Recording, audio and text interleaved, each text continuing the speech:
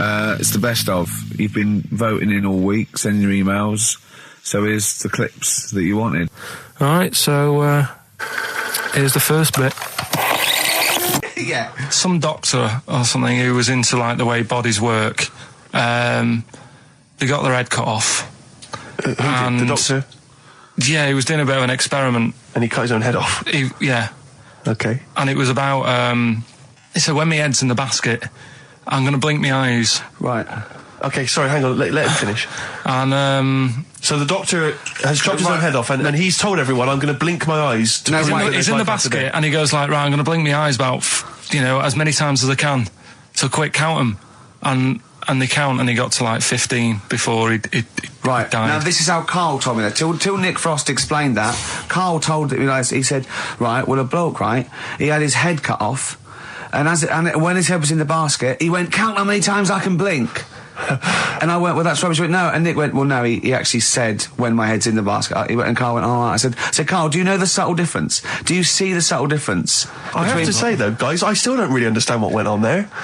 You've both lost me. The story is that a bloke who'd been found doing... you mean that Karl just explained it and that was a clear version? Because I still don't know what you're talking about, Karl. Well, this bloke had his head cut off at experiments against God. He was a doctor in the, in olden times. Yeah. And when they cut his head off... Why did they cut his head off? Because it was... he was executed. Crimes against... Exactly, he was executed, yeah. And he said to his assistant, when my head's in the basket, I'm going to blink, count how many times I blink and write it down as an experiment, right? Karl told it to me, like, his head was cut off and he went in the basket, and when his head was in the basket, he looked up and said, count how many times I blink. Yeah. I love that. I love the difference in that story. Yeah. Both rubbish, but, one's possible and one isn't. You believe anything that you're told except when we tell you the truth. What?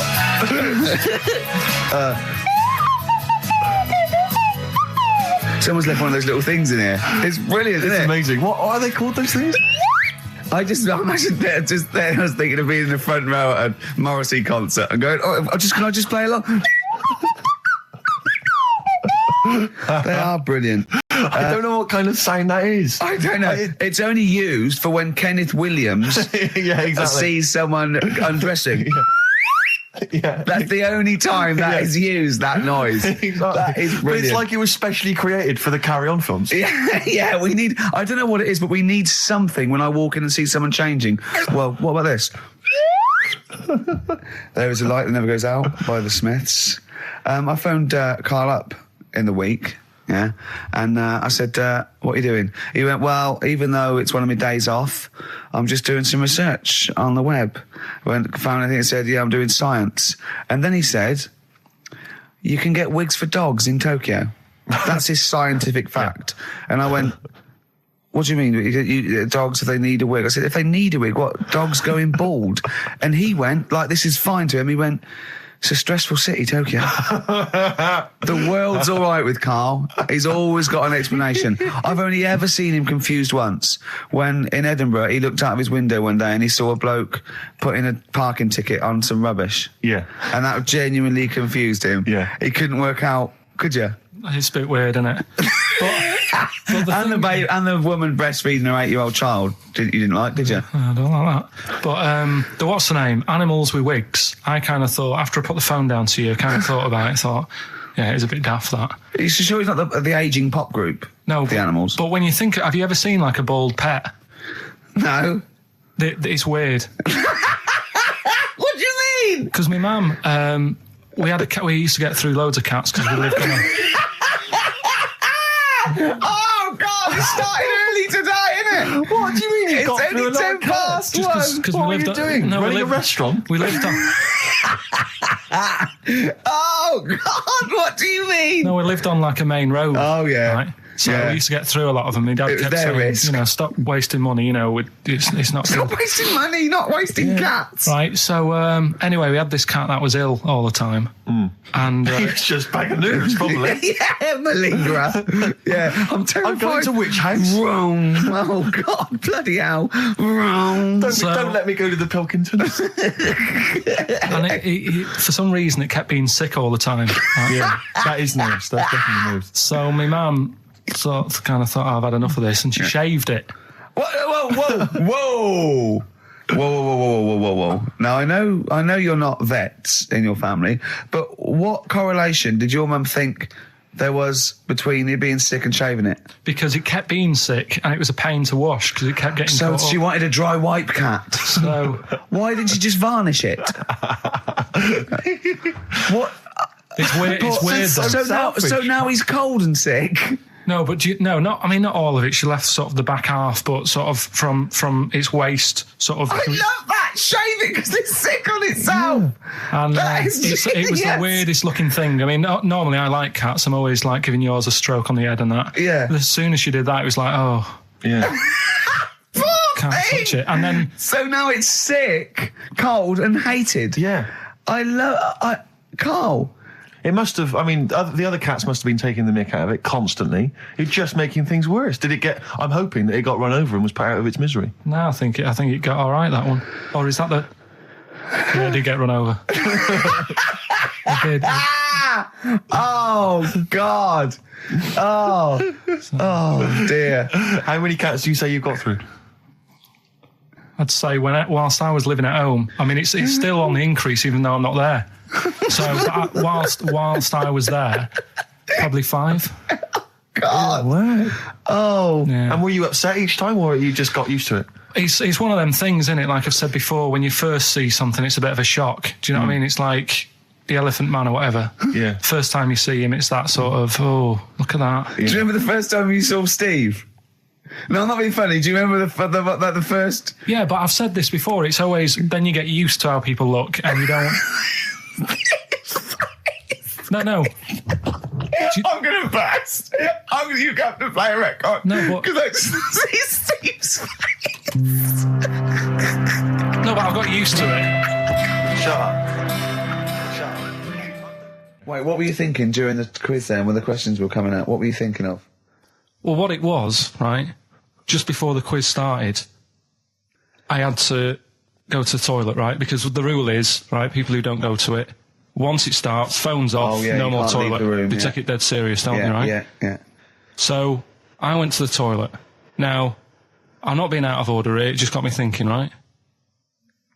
I went to the toilet, the gay fella in there, right? There was a gay fella in there. Gay fella in the toilet. Now, How could you tell? How did you know?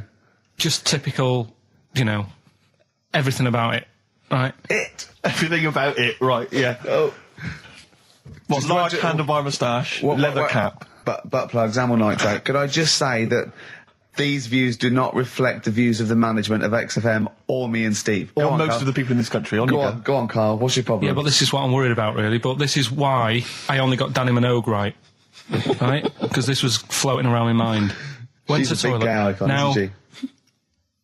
going to the toilet, they have like men's cubicle and they have women's cubicle. Yeah. Now, without sounding out of order, is it wrong for me to think gay men should have their own little cubicle? Go in. They should have their own... Well, not cubicle, you mean an actual toilet, I suppose. When I was at the urinal, Yeah. normally, there's a fella there and then you go, all right. And there's no pressure. But I couldn't go. I was thinking, should I wait? If I go into the toilet, it'll look obvious. Yeah. I had loads of pressure and this was what were going you on. worried I'm so about? sorry. What were you concerned sorry, about? viewers? I'm so Well, sorry. it's like, right, listen, when I was a kid, right, and it's all right for you to go into women's toilets when you're a kid, it's like, oh, it's a bit cute, Yeah. right, as long as you're not, like, over 15 or something, right? Right. But when I was a kid, I went into a toilet, and women, when they use their little cubicles, they don't shut the door. Some of them just sit down on the toilet, Yeah. right, and you see everything. And, no, seriously, that's probably one of the first times I saw, like, a woman. Yeah. That, right, and my Auntie Nora when she was staying over. What happened with your Auntie Nora? She was, she's into wearing caftans. Into wearing what? Caftans. Oh, yeah. What caftans? Big, bellowy sort of dresses. Right. And, yeah, I used to sit on the floor at home in front of the telly. Sure. She was on the chair behind. Yeah. She did a bit of a sort of a Sharon Stone scene. Oh, God. Yeah. Did you see it? There was no underwear. No. What age were you? What was it like? What age were It you? was like a ripped tennis ball. What? Right, we're off air. Either that or put us in for the Sonys. This is the Best Of Show on XFM 104.9. I'm Ricky Gervais, with me Stephen Merchant. Yes. I hope you're enjoying the Best Of. Oasis, Live Forever on XFM 104.9. Right, we're in the swing of things. It's mine and Steve's favourite bit of the whole show. This is what we do this show for now. Educating Ricky. Yeah. Go for it, Carl. You said that learning can't be fun. Yeah. Yeah. Okay, I'll go for the one. What's the one about the butcher going down the butcher shop? You've got to get your kit on, we're off down the butcher's. Yeah. You going for that one? Yeah. Well, do you know the saying, don't let the cat out of the bag? Yeah. Do you know what it means? Yeah, well, don't give away a secret. Right. Well, do you know how it came about? No. Well, ages ago. Before, like... Ages ago. 17th century? Yeah, before, like... Yeah, 17's good. Yeah. Before, like, you know, proper butchers and Dewhursts and supermarkets and that, you used to get these blokes who sold meat. Right. Butchers, they were called then, I think. Yeah, but the difference was they didn't stay in the same place, they moved about. Right, so they'd turn up on a street corner, right, and he'd have, like, loads of carrier bags of, like... Carrier bags? Yeah, with meat in and that, and people would Plastic be like, carrier bags? Yeah, well, with whatever. mobile butcher on them. Yeah. Right, so... and an email address. Yeah, go on. People went, right, yeah, I need some meat. Right, so they'd go up to this bloke and say, what have you got? And he'd say, well, I've got a you know, you can have a bag full of pig, or you can have whatever, a bag full of chicken, whatever. Yeah. And they'd go, yeah, how much? They go, oh, you know, call it a fiver, whatever. Yeah. And they'd buy them, and to make more money, they didn't always fill the bag with what they said was in it. Oh, and yeah, I thought that might be the case. Right? Yeah. So what Did they they used to ever do... put cats in there? Yeah. But I don't see what... Okay, so sometimes they would put a cat in the bag They'd put a and cat pretend in it the was bag. chicken or whatever else. Yeah, so But why was a cat any cheaper than a chicken? because cats are wandering around the streets, aren't they? Chickens aren't. So they'd get a chicken, they'd put a chicken on the top so that when they look in it, they'd go, yeah, that's all right. Got a bag full of chicken. They'd get home to make the dinner, and they'd be like, what are we having tonight? And they'd go, well, you'll never guess. And they'd have, like, you know, well, you can have a chicken leg, and... You know, But it would be a cat. Yeah. They'd have to defrost a pizza. Yeah. Did they mind that they were eating cat then, in those days? He didn't say. He just was saying about the saying, don't let the cat out of the bag. It's like, you know, if they see that, they're going to go mad. I'm mildly disappointed with this story. It's all right if it's true, but you know, there's something about it. It's just, I want to know more. He always leaves it. Is it Carl doesn't quench your thirst for knowledge? He creates more. I don't know if that's a good thing or not. Well, yeah, he's like the pot noodle of information. Yeah, do you know? He never. I want to go. I'm not nourished by it. It's like if for every fact he tells me, there's 10 others that spring up that I have to get clear. Well, so it was the people that were doing this. It was the dodgy butchers that coined this phrase. Were they saying to each other, don't let the cat out of the bag? I.e., what I mean by that, Jack, is don't let them see the cat, what we've stuffed in there. Yeah. Dodgy butcher, there's another phrase, isn't it? So that's the first one. Is that a euphemism, or is that dodgy butcher? As his meat delivered round the back. Sure. So that's that one. So let's get your kit on. What does that mean? It's a euphemism for homosexuality. Okay. And meat, presumably, in that means different things. It doesn't. It's a word that is also a male Would bird. it mean chicken or cat necessarily in that context? Or well, I suppose it could. Yeah. Do you know what a fable is? I've got a rough idea. Okay, it's a thing that uses sort of metaphor, analogy, just to explain sort of morals. I mean, they're very old for a start, and it's all. I'll give you an example of one. A quick one. Oh, the one about the dog with two bones. He goes to a dog's got a bone. He sees a reflection in the lake, and he thinks, "Oh, that dog's got a nice bone. I'll have that." And as he goes to get that one in the reflection, he drops the one he's got, and that's one about, you know. I think I was told one when I was younger. Go on. I think it was one. This young lad, he's got a dog, right, and he's about 8 years old. And this dog, he's had it since he was about 4, and it's a bit tired now, and he chucks sticks for it, and it doesn't go for it. And he's saying to his mum, "Oh, I want a new dog because this one's useless. It doesn't do it doesn't have any fun with me." So they say, oh no, but Rover's a good little dog, you should look after it. And he's like, oh, I don't like it, I want a new one. So they buy him a new puppy, and it's running around, yapping about, and he's loving it, and he's playing around with it in the grass. And then one day he goes to the park and he's messing about and rolling about with it, and he falls into the lake, right? And the little puppy's like yapping at him, and he's going, help me, the little dog's yapping. And then the old dog comes and gets his collar, and it pulls him out of the lake. And he goes, oh, God, why did I forget about you? You're the better dog. And he loved that one again rather than the puppy. I got a feeling that was Lassie. Well, yeah, that was an episode of Lassie. What's the moral? What's the moral there, Karl? What's that telling? What's that explaining through analogy? Sort of, don't forget the old. Look after old people.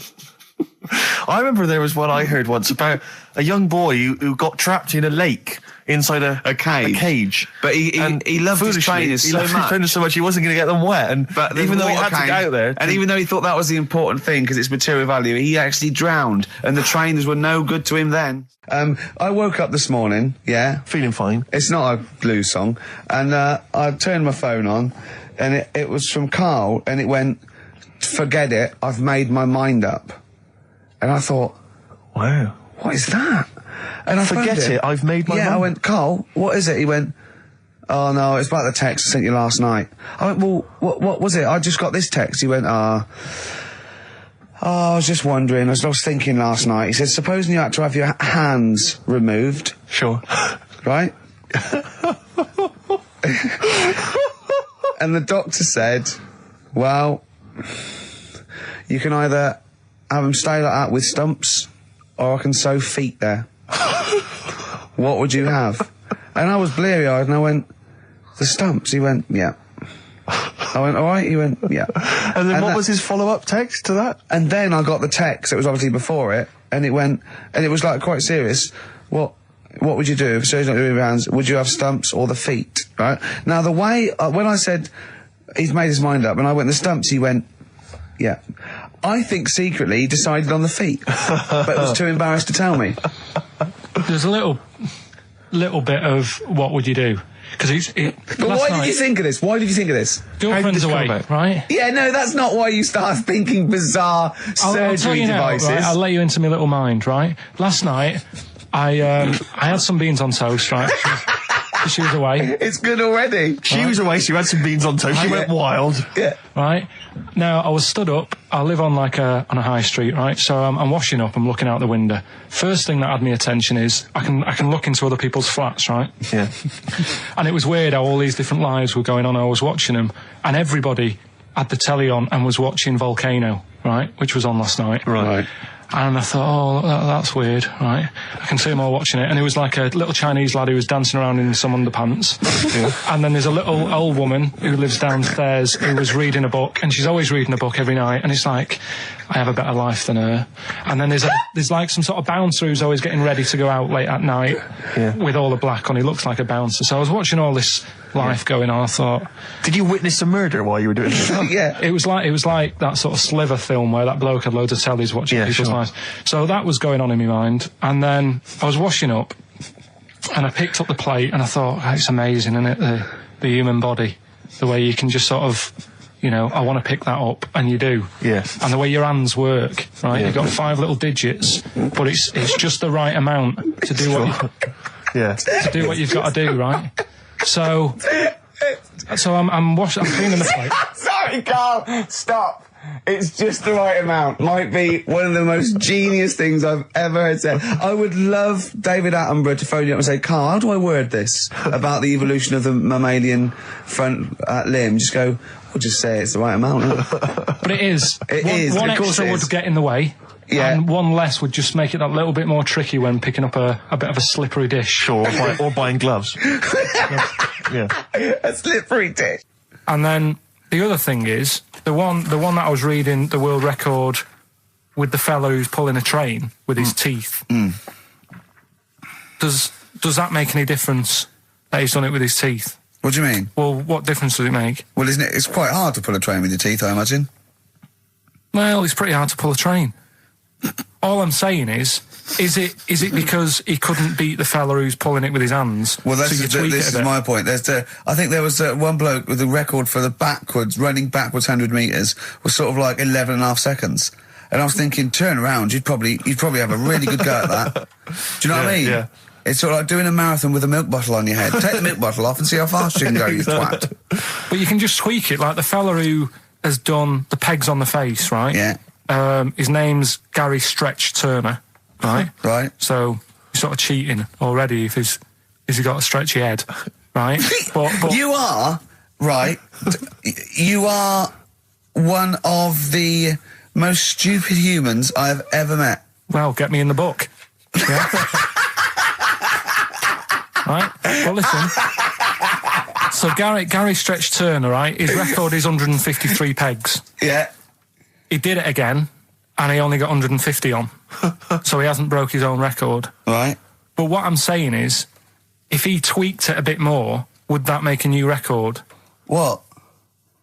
Well, if he said, I've got 150 pegs on, but at the same time as eating a burger. I see what you mean, yeah. He'd be the world record breaker for pegs and eating burgers at the same time. Yeah, just change it a bit. If you know you're not going to make it, just do something else. I'm assuming the rules are set at the beginning, Carl. That's it. That's where they say, right, you're just going to do the pegs thing. You're not going to introduce burgers halfway through, are you? Definitely not.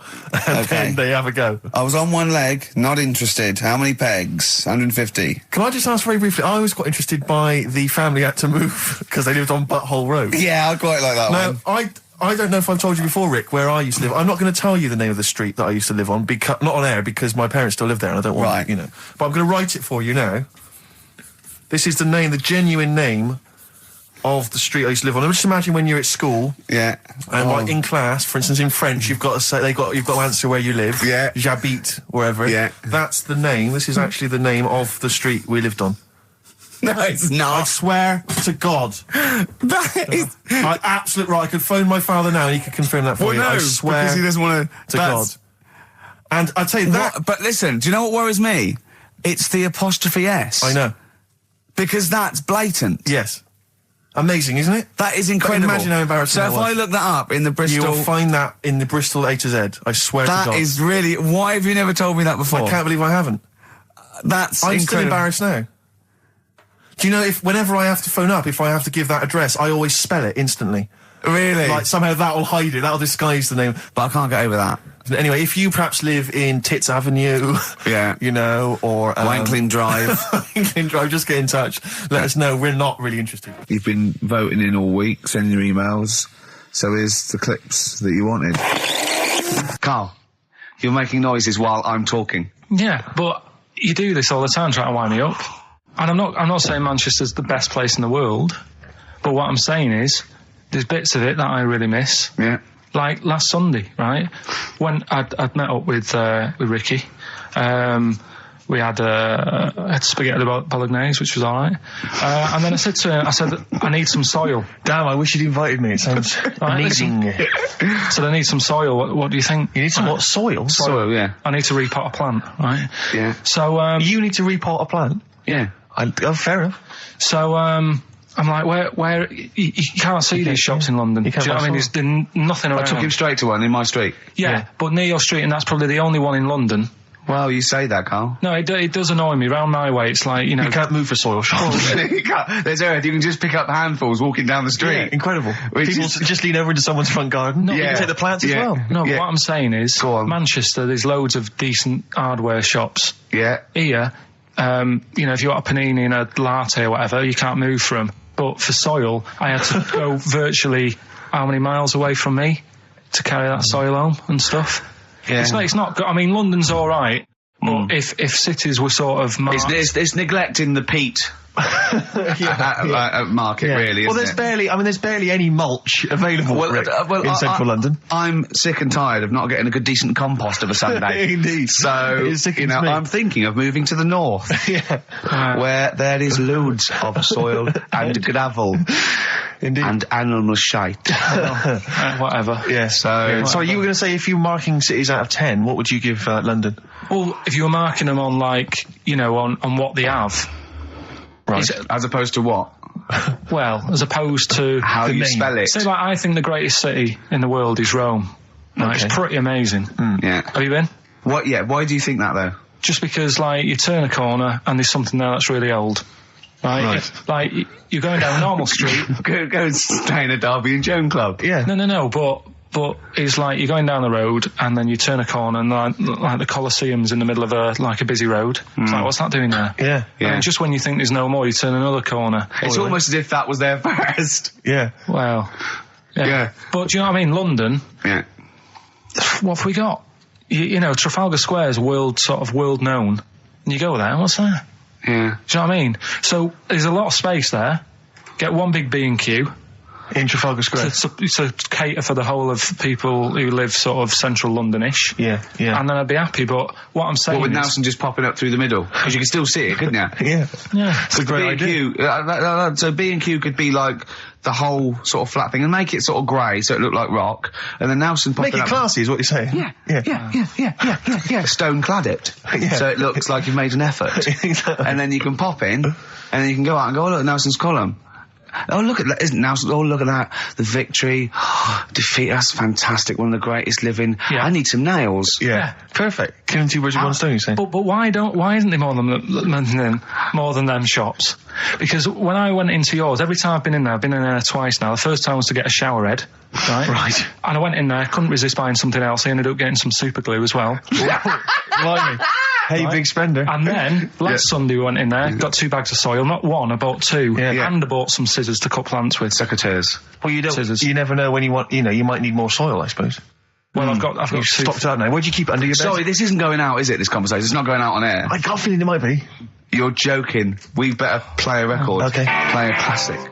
Right, we've got who's that on the line? It's Rob. Rob, and are you a doctor? I'm a final year medical student. I'll be a doctor in 2 months, touch wood. That's close enough, isn't it? Yeah. Excellent. So, where do you study? Do you want to give more details, or do you want to remain anonymous as you're calling in to I study at Barts Hospital. All right, great. So, why do GPs sometimes put their finger up a man's anus? To see what's there. You know, if you've got hemorrhoids, if you've got an enlarged prostate, it's either that or they stick up a big tube and have a look up with a light. What? And it's easier to do that. Now, are you dumbing this down for us, or are you going to fail your medical exams by saying stick up a big tube with a light? I'm dumbing it down. Okay, come on then. We're all intelligent people here, and Karl. So you tell us what's that called? It's called a sigmoidoscope. Right. Nice. That was a clever test, wasn't it, Rick? 12 Two inch things are real long, Yeah. 12-inch long tube that they can put up there. So, Karl, would you prefer that or a finger? Well, so do they sort of do the finger first, and then, I mean, at what point do they say, hang on, we need a light here? I mean... It's normally if there's something wrong. But, so if I go then, say if I go to this Wellman clinic, right, and they go, yeah, the art's good and that, finger, there you go, and then they go, hang on, I'm going to go and get me light and tube. I could start worrying them because they've sort of found something. And they're not likely to go straight in with the tube. They'll probably send you off some tests first. But Karl, there's nothing. Hospital. But you go to these places to put your mind at rest and to know where you are with your health. I mean, it's not that you go along. That's what most people worry about. They think that because I'll go along and they'll find something. Well, one, that's illogical. It doesn't heighten the fact they'll find something because you go along. And two, if they do find something, it's a good job you went along. I mean, I'm a hypocrite because I don't go to the doctor, but I've had that Karl, done. you should be concerned if when they shine the little light in your ear, it comes out the other side of your ear. No, the other ear comes right out the other side. That's when you should be worried. But Rob, right, you said then, if they find something, they send me off for some tests. Why can't I just have the test without that and cut out the middleman? Do you know what I mean? Because you're wasting lots of money. There's hundreds of tests they could do, and they could do every test, and they could all come back with nothing. Or they could do the finger up there and send you for the 3 tests you need to find out what's wrong with you. But in this day and age, with all the technology and that, and like brainy doctors and all that, the only way to find out is sticking a finger up there. What are you worried about, Karl? Is it fundamentally that this doctor who's has done 6 years medical training. Yeah, Is it embarrassing to have a man's finger up your ass? I just don't understand how you can get round to that without... But what don't you like? Is it fundamentally you don't like anything up your ass, or is it the fact that it's a man's finger up there? I don't like going to the doctors. It makes me nervous, because I think if anyone searches you long enough, they're going to find a fault with you, right? And especially if they're going that far into you. They're going to find something. And... Probably not. Well, you know, I just don't... I don't know how to get round to that sort of... that point where you get a... What do you talk to the doctor about? He's like, all right, nice day. Strap your trousers. He goes, he says, I'm gonna just, Most people just shut up and let you do it, and then breathe a sigh of relief when you say there's nothing there. Yeah. But is that at the end of the test, or is that the first thing he does? It's the last thing. So that trousers up out the door. Because he knows it ends conversation. He knows it's a bit of a faux pas. The doctor says, "Oh, I better not kick off with the finger up the arse." What I do is I'll start on with the the head, and then we're then go. Oh, one final thing, Mr. Pilkington. So Rob, he drops his keys and he goes, "Pick them up." And as you bend over, will you be doing this, Rob? Is this what you're like open to do? You do all these. I'll have to do it at some point. All doctors do it at some point, no matter what they specialise in. So the first one, is he another doctor there to sort of make sure you're doing it right? Not dentists. No, but do you know? Dentists aren't doctors anyway. No. But do you know what I mean? Like, normally it's like a co-pilot will have someone with them for the first one. So when you put your first finger in, yeah, will someone be there going, right, you just want to move to the left of it? I've already done it. Have you? Yeah. So that's the thing with a student, you're learning. So you get people teaching you. And you learn on... these things. Can I just point out, Rob, I think I'm right in assuming that you have a glove on. Yep. And there's lubrication. Yep. And it doesn't hurt. No. There you go. What are you worried about, Carl? Who's this person who everyone's testing on in your class? It's not one person. One person. There's like, when a patient comes in and they've got a problem, your boss, the consultant, he does his finger up, and if he finds something, he goes to the patient, is it alright if the student has a feel as well? Then the student puts on a glove, puts the sleeve on the glove, and sticks his finger up and sees what he comes out with. Rob, I wish you could see Carl's face. I mean, his face when you said, then he says, can this fella have a go as well? He looked horrified that he thought it was a free-for-all, like there's a queue of people trying on gloves and going, let's have a go. That looks good up there. What have you found? No, I mean, how come you had to sort of... Is it not something you could test on yourself rather than waiting for other people to come in? Because then, you know... It's an awkward position to get to, really, isn't it? Well, but you can have a good rummage then without feeling too awkward, but to sort of have a go on your first patient when you don't really know what you're looking for anyway, do you know what I mean? Never really thought about it. Because you don't... If you've never done it before... You pop your finger in there, and you've got to sort of look. You've got to have an expression on your face, like you know what you're finding. Well, they can't see what you look. They can't see your face. There. You got the big boss consultant man going. Now move your finger there, and you'll probably feel this. But he's just done it. He knows what's there. Well, what? Oh, so he's already had a go. He's had a feel, and he's going right. If you feel to the right, that's the conglomerate or whatever. The conglomerate, yeah. Its conglomerate is in perfect working order. I'm still. Thank you, Rob. I'm sorry you had to go through this. Carl is probably the worst patient you'll ever encounter in your medical career. Good luck with your finals, and thanks very much. And do you know any female doctors who do this? Or? Thank you. XFM 104.9. Thank you. All right, this is Karl, the producer of Ricky Gervais and Stephen Merchant on XFM 104.9. We're playing out some of the best bits. Hope you're enjoying it. Here's another one. Can't concentrate now. Oh, well, he's all stressed because the lady from MTV is here. She's going to film his little face. So the things he said in the week, he was so worried. He's got worried about the spot on his head. That won't come out. So you got your best side. It's on that side. That's all right. All right. Yeah. The camera's out. Look, he's getting nervous now. Okay, Karl. Ignore the camera. Okay, just ignore the camera. Okay. Now, me and Steve have done our research for you, and we've got two amazing things to tell you. What should I tell him first, about the baby or the... Well, they're both equally fascinating, so you choose. I'll tell you the crab thing first, right?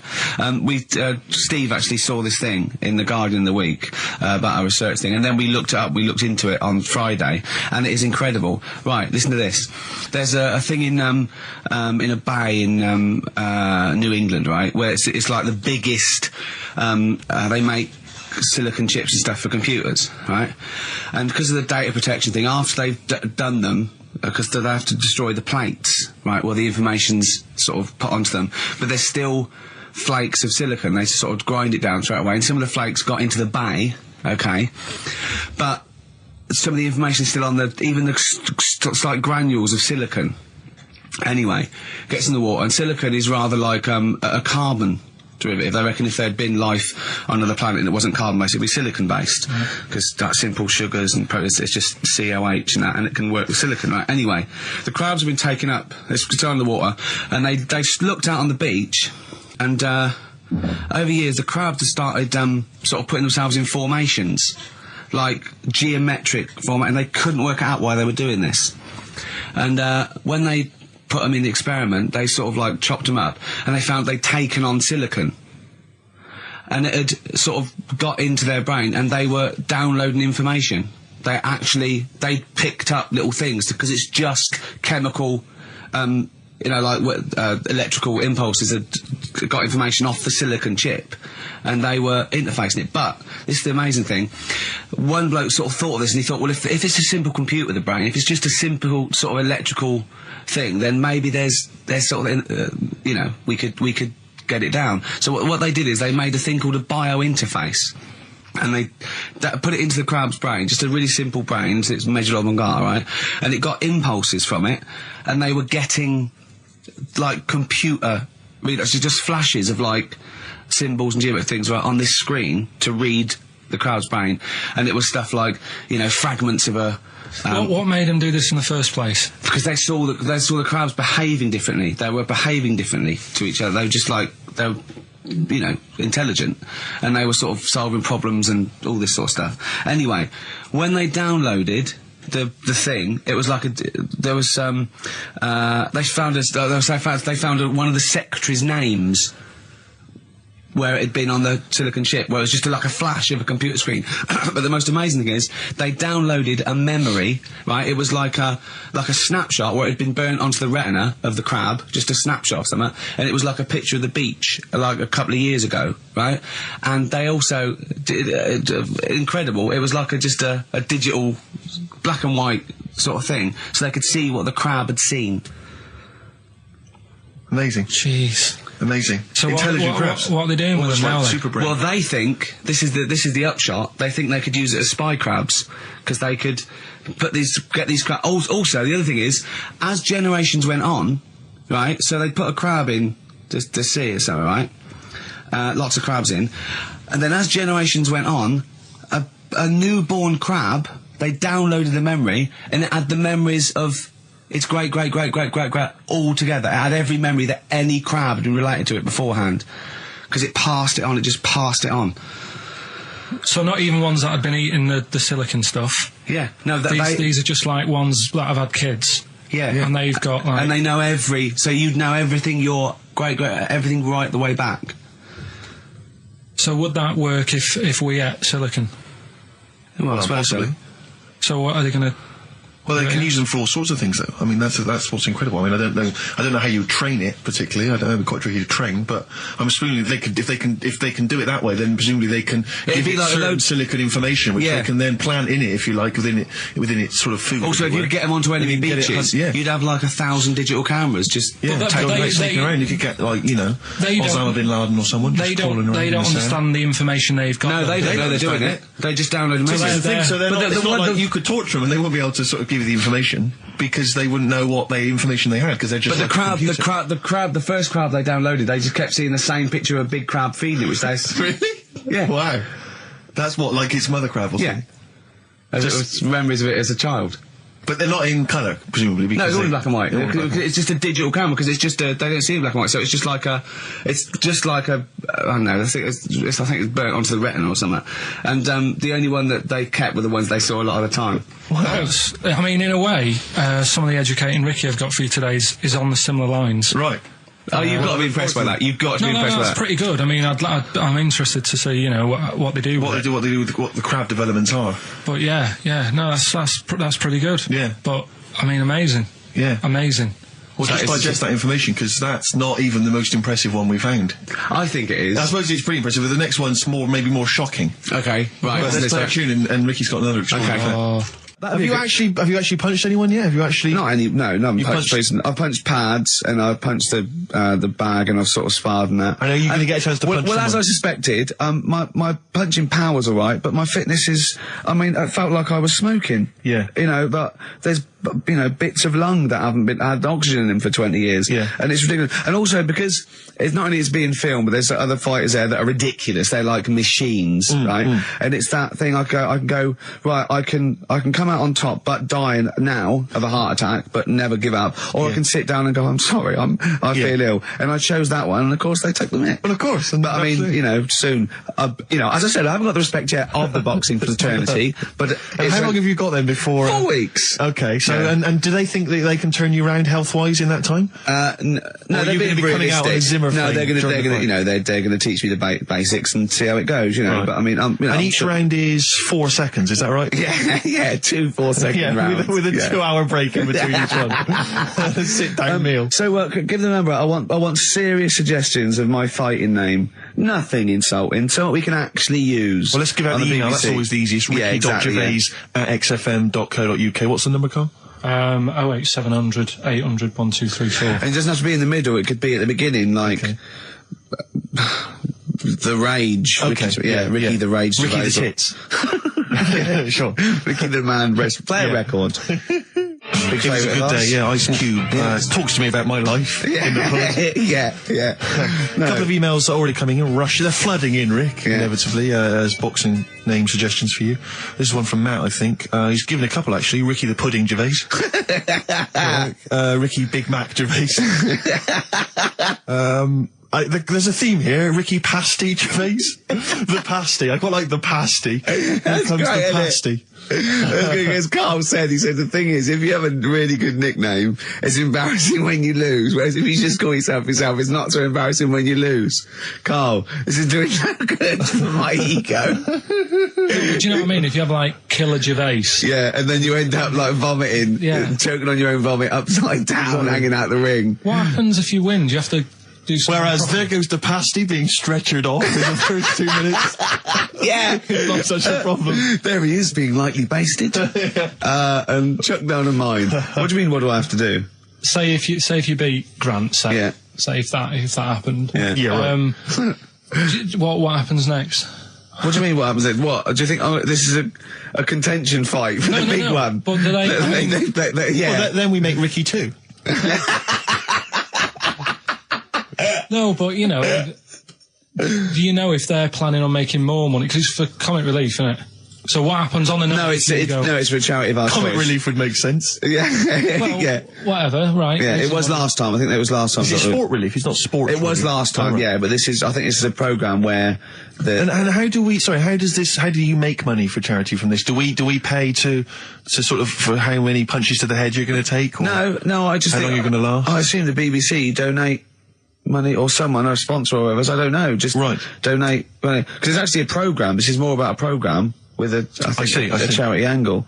So So as if you get like killed, there's more money and food to go around. Maybe. But no, I mean the thing is, what's the next step? Because if they go like, right, yeah, well done, you've won, thank you very much. Well, Carl, what do you expect? That it's winner stays on?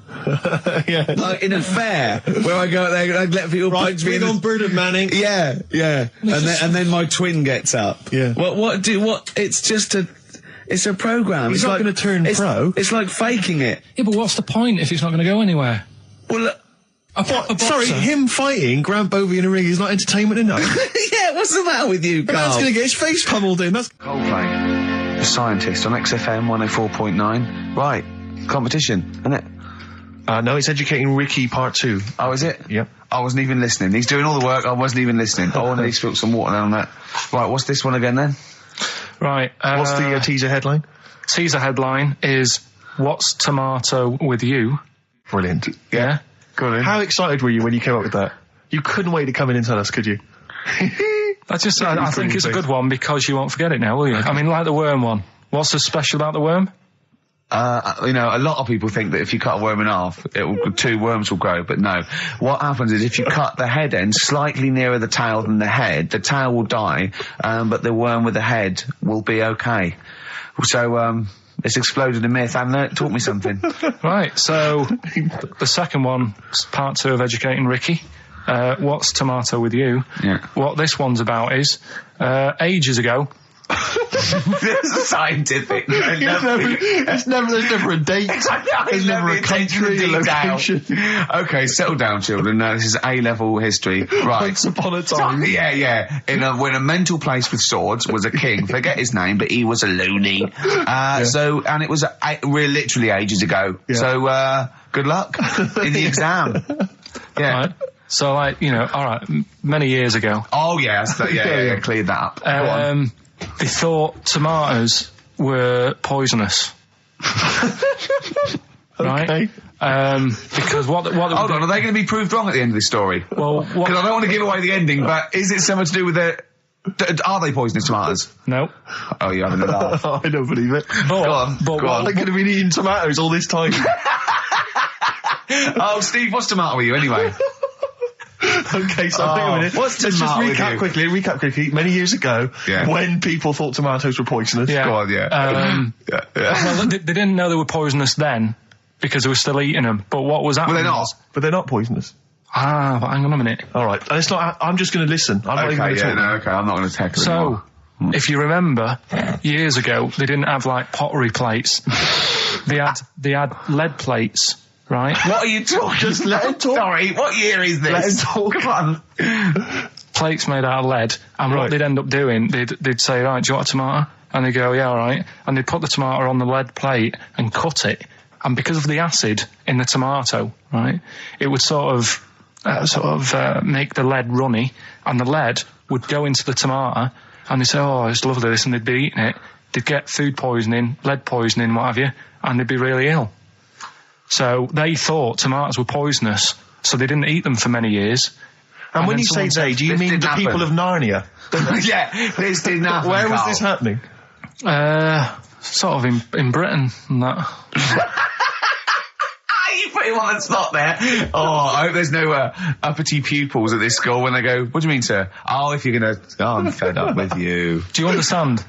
No. So the No, you've got... No, right, okay, first of all, Carl, where'd you get this information from? Where 14 times as well? Do you know... You can't remember? I don't know where I got that from. I don't know where I got it from.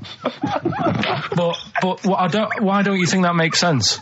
But what? Someone once got lead poisoning from a tomato? Not just one, loads, and then all of a sudden... No. Why is this educating me? Because I'm telling you that tomatoes... I can't take anything away from this. Yeah, I don't know what to take away from this. What have I learned? What have I learned? Don't mix lead with tomatoes. Why is this educational in any shape or form? What are you telling me? A long time ago in the land of Glunk, right, where the ninnies did slib, right, they thought tomatoes were poisonous because they ate plates of lead. What are you talking about? Yeah, but we all know tomatoes aren't poisonous. Is that what we're taking from the story? Is that the moral of the story? Don't believe these people that I'd never heard of before. What are you talking about, Carl? I think it's a bit weird. It's a bit weird, yeah. It's the same people that were spreading those malicious worm rumours. My hangover's coming back. I've got to get some water. Play a record that was rubbish. Placebo, Bitter End on XFM 104.9. This is pre-recorded. We recorded this a couple of weeks ago, before Christmas. I hope you had a great Christmas. If you didn't, not our fault, really, is it? Nothing to do with us. Wouldn't have thought we'd have. We're well over time because we've got plenty of cash now, thanks to a lot of you who probably bought the Office DVD. Yeah. Probably got and that if you in haven't stock yet, and you've maybe got vouchers or money, still available. Still there in the shops. Still available. You can still make it the best-selling DVD of all time. Please do. Yeah. Please do. I'll tell you what you want to hear there before you make your mind up. I'll tell you what, if you like this next clip, go and buy the Office DVD. I think you will. It's a brilliant clip. It's the one where we talk about, well, it's self-explanatory. Yeah. We talked about it before. Do you know the little mouse that had an ear on its back? Yeah, sure. Right. Well, you thought he had a bad time, right? Listen to this one. Mouse walking about with us, sort of wearing a monkey's testicle. They're just having a laugh. This is what I mean about a lot of scientists. What are they doing? When's that going to come in handy? I don't know what you mean. Well, they were seeing if, say if a fella loses one, right? Yeah. Hitler or whatever. And they go, well, don't worry about it. We can sort you out. I don't know what the monkey's going to do. I don't know if they keep passing them on or whatever. But the actual monkey testicle was put on the mouse. And it worked. It worked for the mouse. But isn't it? I mean, isn't a monkey's testicle quite large in relation to a mouse? Would it not look like the mouse was on a space hopper or something? Oh yeah, it didn't look good. Well, they didn't put it where its testicles would be. No, they did. They put it. Well, how could it walk then? The ear was on his back, so he could just get about. Well, I don't know. But Well, you don't know, do you? You just guessed. Did they grow the monkey's testicles where the mouse testicles it looked would... stupid anywhere else, though, wouldn't it? Oh, whereas a mouse with monkey testicles, that's fine. You'd be showing off. You'd be all right. I'd prefer that than the ear. When that mouse gets put back in with the other mice, do the other mice go, George, you look different. Have you had anything done? But the weird thing is, as well, apparently it still works as a monkey. What? So, like, what are you talking about? Like the sperm and that was it was still sort of monkey. Of course sperm. it was. What are you talking about? Well, that's weird. But what, Carl? What do you? It's only a thing to give it nutrients. That's all the thing they're testing. It's like grafting at that level. Right. What's your question? Because I'm right. What do you think? It would change eventually. It would have changed into a mouse testicle because it had been hanging round a mouse for so long. No, I thought the actual sperm of it though would be a mouse's. Why? Because it's hanging off a mouse. No, but your sperm is actually created in the testicles. So that's why it has to be outside your body. Otherwise, we put them in a nice little cage. But I'm guessing then that they've done this operation so that they can do it to humans. Yeah. Why would I want a monkey testicle if my kids are going to be monkeys? What use is it? No, think. That's no. That's going to happen anyway, Carl. No, yeah, but think. Think of what you're saying. They've grown a monkey testicle on a mouse to see if it would still function as a monkey's testicle, okay? So they can do that to humans. So think, Carl, what they'd do is they'd grow a human testicle on a mouse and it could still be used as a human testicle. So what? To give you a testicle that you've lost. From a mouse? No, from another person who it was kept alive on a mouse. Because it's kept the nutrients alive, as opposed to keeping it in a deep freeze. Maybe bollocks go off after a week. I don't know. Maybe they get accidents. He had a little a card. Do you donate your testicles? Yeah, I'll tell you what. No one needs testicles yet. Let's keep them on a mouse. You have yours ripped off in some sort of bizarre skiing accident. You go, well, you go in a Battersea dog town. You pick the ones you want. They can grow them on anything. They can grow them on a Dachshund. Bulldogs are growing them usually that's where you see a bulldog. Usually that's waiting for an operate. What don't you understand, Carl? Hang on a minute. I thought this was knob news, not testicle time. I don't understand what... Yeah, testicle time's not for another 10 minutes. Yeah. No, it's all sort of linked and that, though, isn't it? Well, sometimes it's linked to a mouse. But what do you think about, like, I don't know, testing stuff out like that? Is it worth it? Could you not just go straight from... But listen, Carl, I'm getting this information from you. No, if this was on Question Time and someone said there were, Dimbleby and Paxman or whoever said it, I'd think about it as a moral dilemma. You've just said you saw a mouse with a monkey testicle. What do you think of that? I don't think anything of it. I don't think anything of it is the answer, Carl, because I can't trust the info. I cannot trust anything that comes out of your mouth. Well, it's true, but it's just all this. It's the same thing, innit? It's the leeches in a blender. It's the fella looking at an electron. Yeah. It's the mouse with an ear on its back. Yeah. I don't know what the point is. But you don't read on. Because I've seen you read something and you're going, look at that. Man survives on eating knee. And I go, what else? You go, I didn't read on. I didn't read on. You look at the mouse with the ear on the back and you just think, that must be murder at a concert. You don't think. You don't think. No, I just think, is it worth sort of wasting You think he swallowed someone's ear? He gnawed it away and swallowed it and it's just in his system? Yeah. No, I just get a bit sad about the mice and that. I agree. I mean, that is sad, yeah. Of course, anything like that. Chris Campling did a review of the show. Right. And basically said that Karl Pilkington is a creation of Gervais and Merchant. Well, if only that were the case. He said he started off saying he liked the show. Yeah. He was excited. Said it was a good show. A lot of the jokes. I'm already questioning his critical faculties. Yeah, exactly. And basically said that we didn't contribute much, or seemingly didn't seem to contribute much, and we couldn't sort of like ad lib or anything. We just laughed at, particularly me, laughed at Karl Pilkington, who was coming up with some, quite funny stuff. Yeah. Right? But then he does a twist on it. He goes, but the thing is, we're the puppet masters. He's a created person. We've created the persona Karl Pilkington for our own amusement. Right. He bases this on simply that we talked about... What was it we talked about? The Chinese not aging well, and Right. he heard him talk about that on my DVD.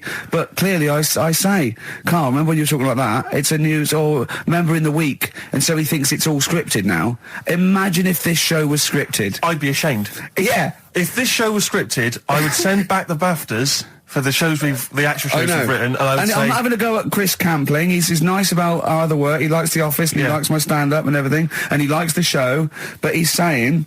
Because we're not spontaneous, we scripted this and invented Karl. So he's like, we've invented another Gareth. If we had created Karl, I would not have squandered a character that good on this poxy radio station. Absolutely. Also, does he know that we spend about 3 months on half an hour script? So how long does 2 hours of I drivel? know. But the main thing is, as if this could be scripted, it's dreadful. It's just shocking.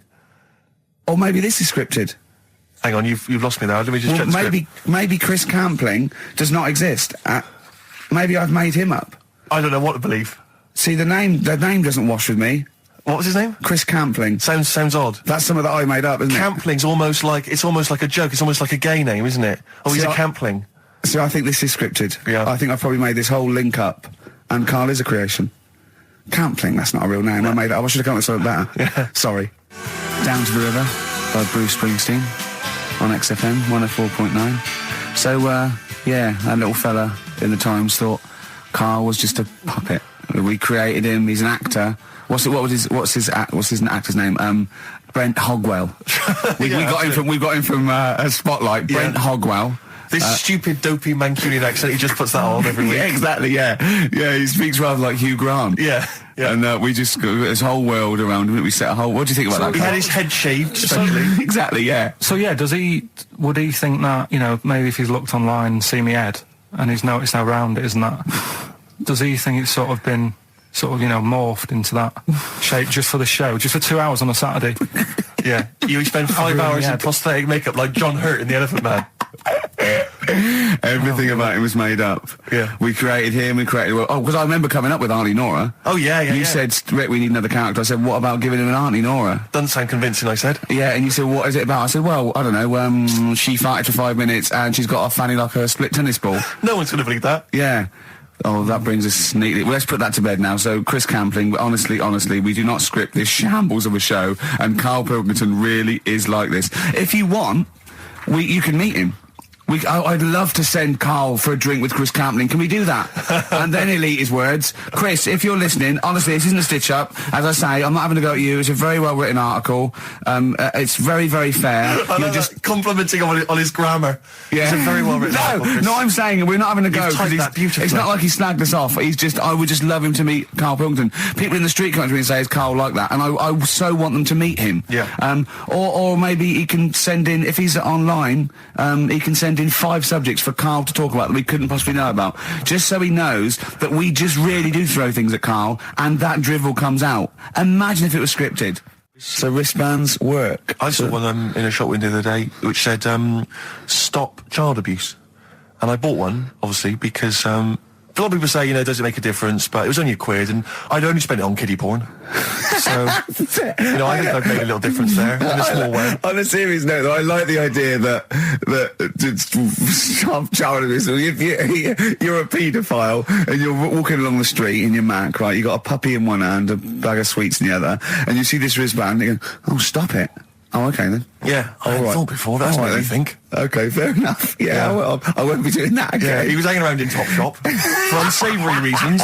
He saw them in there for only £1. That was the record before us, and here we are, pre-recorded, because we did this a few weeks ago, because we're not here at the moment, are we? We're away in that. I'm Ricky Gervais, with me Stephen Merchant. Hello there. And Karl Pilkington. Well, He's not actually with us. No. He'll be in some of the best of clips that will be coming up shortly. yeah, this is just us, isn't it? This is just us. We did this. When did we do this, Rick? A couple of weeks back. Hold on, what is it? What It's the day is it? 27th today. Yeah, I enjoyed Christmas. I loved Christmas. I love Christmas. I had a love great Christmas. time. What do you get? Loads of presents. So did and I. I'm glad they made it to number one. I'm really glad. Stroke, he, she. Yeah, I'm really glad that the pop idols, Cliff Richard, Westlife, made it to number one. Bo Selector. Bo Selector. Yeah, just delete that. As, Yeah. Okay, well, we're going to play some of the best of, some of the greatest moments of the last 3 weeks Yeah. ever heard on XFM 104.9. What about this? Do you remember this one? Oh, which one is it? All right, so here's the first bit. His homework was to come up with one of those stupid lateral thinking problems. We maybe should give an example of the. sort of genre. Romeo and Juliet, right? Romeo's asleep on the bed, Juliet's on the floor, covered in water and broken glass. What happened? And you ask all these stupid questions, and it's Romeo's a cat and Juliet's a goldfish. Again, Awful. what am I thinking? Yeah. Yeah, go on then, Carl. Right, Yeah. there's a bloke lying on the floor, right? He's cut his head, blood's coming out of his head, and all his mates come running up, and they're all stood round him. Yeah. And they don't take their hats off as a mark of respect. That is outrageous. Why didn't they take their hats off? Oh, I'm laughing, but it's probably as good as the real absolutely. ones. A bloke's fallen with his... Yeah, He's lying on the floor. yeah, He's dead. yeah. His mates come running up. Like, Was it important that his head was cut? I don't know. I mean, Would it have been okay if he'd have been wearing a hat? He wouldn't have been dead if he was wearing a hat. What's your answer? No, you're meant to answer questions. You don't just go, what's your answer? You say, where's the turn? You go, no, and I have to guess. It's obviously like sort of motorcycle stunt team or a parachute. Why didn't they take their hats off? Because they're probably still on the motorbikes or something. Or... Well, yeah, but if you mark a respect to someone, you could take your helmet off. I'm getting angry. What? They're parachutists. Why can't they take their helmets off? Because they're coming down from the sky. But he's on the floor dead. Well, Yeah, but they can look down and see him on the floor. Are they on the floor, Carl? They're on the floor as They're well. walking, are they? Yeah, well, they sort of stood there looking at him. They're stood there. Yeah. They're stood on the floor looking They're at him. soldiers. Why? But why? If Because it might be in a battle zone. They might have their helmets on, and he's been shot in the head. No. Well, that does work. You see, this is my point. That one works. That one works. Unless you give us a piece of information where that doesn't work. What's the difference? Why is yours different to he's been shot in the head in the trenches and they're looking at him and they keep their helmets on? I just don't think it matters as much. If they're in the trench, they're already guarded a little bit, so they could take their hats off. It's the best mate, for God's sake. Okay, who's dwelling on this? Are they normal hats? What kind of hats are they? The answer. No, don't get ratty. What kind of hats are they? Baseball What hats? kind If I told you what sort of hats they are, you'd have the answer. Wow. Okay, I've got to guess what sort of a hat it is then, have I? Right. Is it a trilby? No. Is it a bowler? I know what it is. What? They're spacemen. No. Oh, that's a good That one. one though. works as well. This is my point. I like that one a lot. It works. He's fallen on the moon, and not that the moon happened. It was set Yeah, up, it was wasn't it, all in the fake, studio? isn't it? We know that. Yeah. Okay, Carl. What's your answer? Builders on a building site. Why is that different to soldiers? Because bricks don't fall in wars. But bullets fly. Right. Let's play a record and we'll come back to it, Carl, while you think about what you've done. Oh yeah, you've embarrassed Let's play some yourself. classic Suede. Yeah, and this is for David and Kieran. I think you wanted a bit of Butler. What do you make of the first genetically modified baby? Oh. Are you worried about this? Do you know what did they do? What? Let me see what it says here. Well, isn't it just choosing the eye colour? Well, this is the concern, isn't it? That in the future you'll be able to decide whether it's a boy or a girl, how intelligent it is, what it looks like, is it handsome, is it ugly? Obviously, no one will choose an ugly baby, and so on and so on and so on. And so it means that where will it lead? Where will it end, Carl? Are you concerned? I've thought about this a lot. What will us three look like in the future if they're being, genetically modified beautiful people? What will we be like? How will we be considered in society? True, yeah. But we've talked about this before, haven't we? about the cloning thing. Yeah. That's a bit weird. Yeah. But I don't think it matters, because at the end of the day, right, you might look like some other kid, but it's the way you're brought up that will change your features and the way you are, you know, your personality. If you lie, you get a long nose, don't you? Well, no, but listen, right, because I remember when we, you know, I was growing up on this estate. This is going to be good. Go on. No, it's not. It's just an example of how this doesn't work. Go on. So we don't need to worry, sort of thing. Sure. Right? Okay. So I'm growing up on this estate, and there was this woman about 4 houses down, right, who's a bit rough. All right. Didn't fancy her. Oh God, no. Right, but she had a baby. Well, tell me about her first. I'm interested in this woman. What was she? It was a very... She looked like a man in a dress. I mean, I didn't grow up in a posh house or anything. And I'm not saying that if you live in a bit of a rough house, you're a bad person. What does she look like? But anyone can Tattoos? clean up. Look like Tony Green with a fag on. They didn't clean up much, right? Oh. Which, even if you've not got a lot of money, you can still try and make the place look nice. Yeah. Right? But she didn't, and a kid used to take a horse into the house. Sorry. Whoa, Neddy. What do you mean a kid used to take a horse into the house? Where did he get a horse? Must have nicked it from somewhere. Must have So you've seen a horse in it? No. What, is that from outside the saloon round the corner? Yeah, was it just tied up with a bit of lettuce? Right? Oh, that's great. Did Big Jake come looking for it? I'd been out. Oh. No, sorry, let me get this. This was before the lynching stopped or after. Where did he get a horse from? What do you mean he must have nicked it? His mum said, where'd you get that from? I bought it. All right then, but keep it out of the kitchen. I don't want you going Catlin rustling. Where did he get a horse from, Carl? And how long did he have it for? Was he leading it or riding it? Mum, open the door, I can't stop. I can't stop it. Open the patio door as well. Looks like we got us a runaway. What do you mean? I don't know, but the thing is, they couldn't afford to buy one because they're not cheap. So I'm just guessing. Maybe that's wrong of me.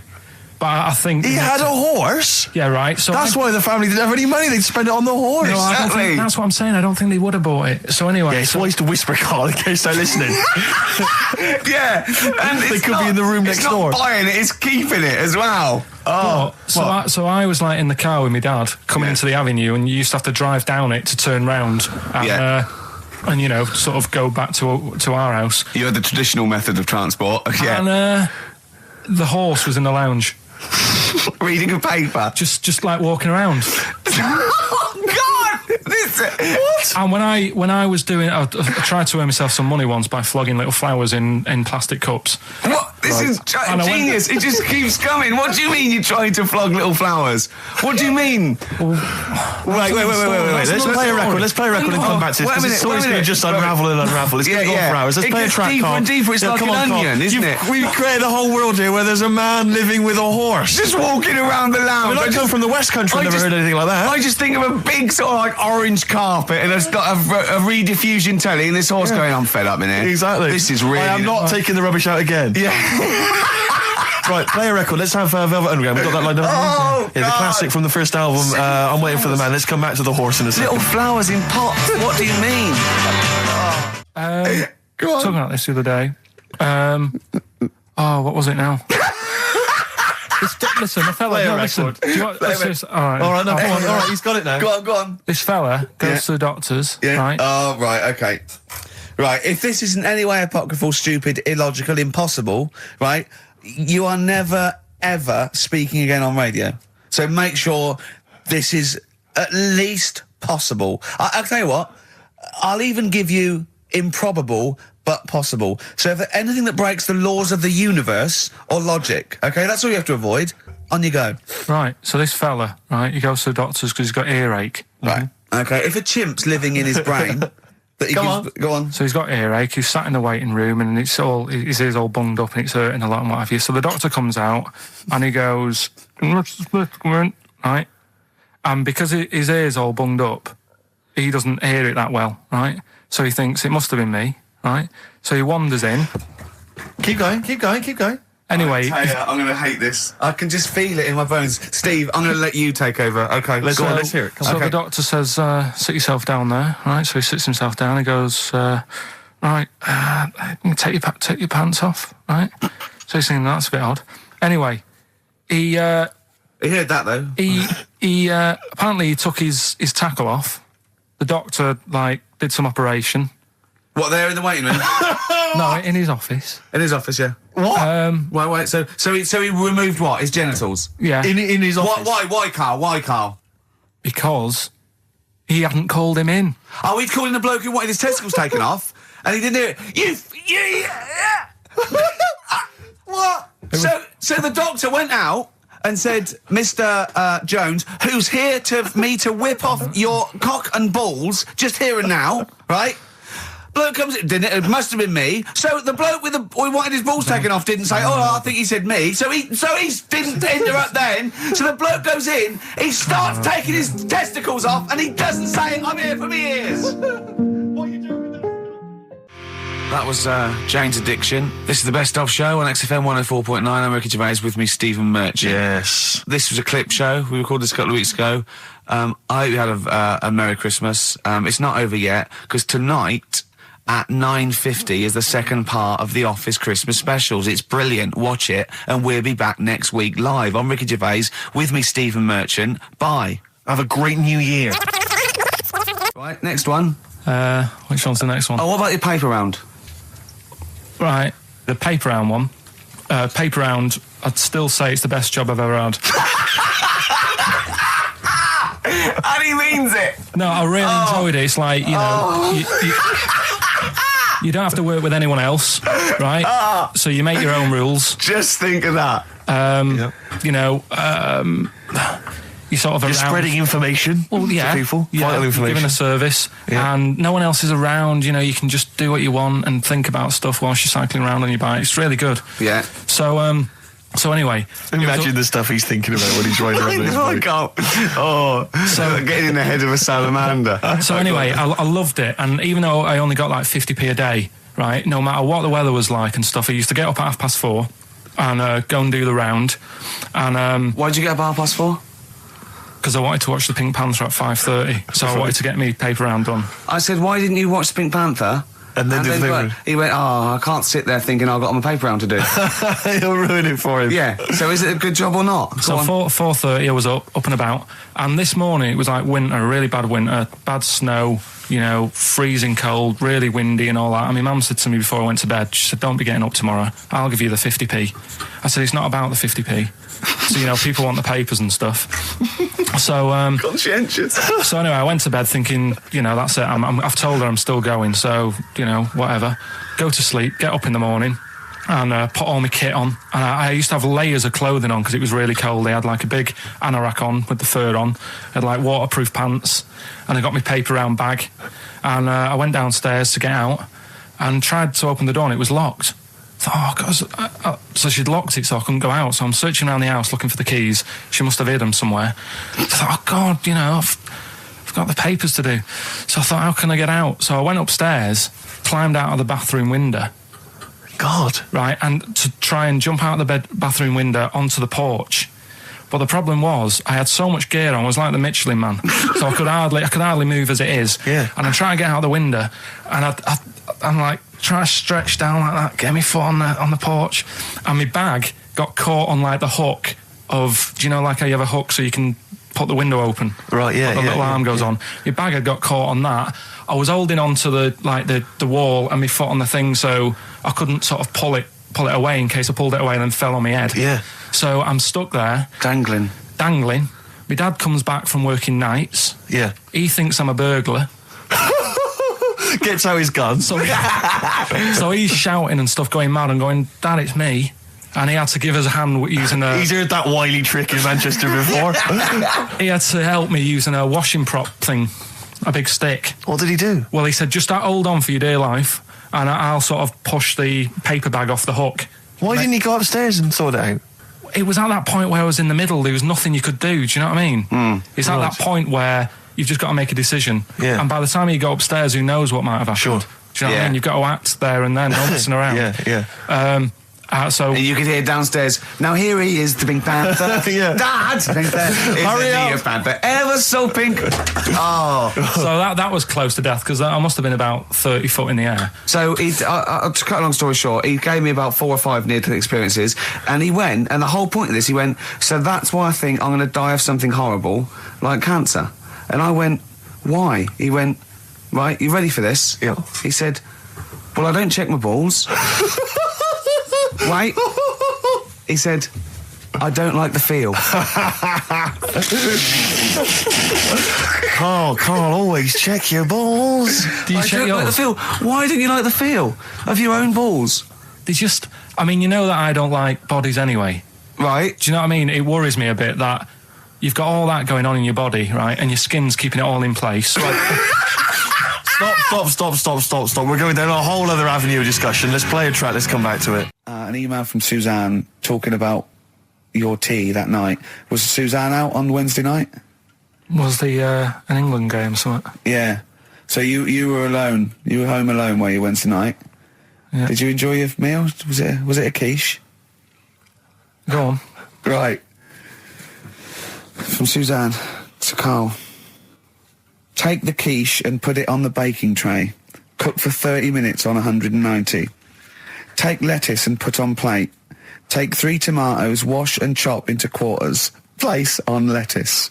Take an avocado, chop in half. Remove the stone.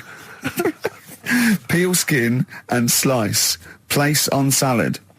Put salt and pepper on and a dribble of olive and balsamic vinegar dressing. Right? In brackets, small bottle behind the cafetiere.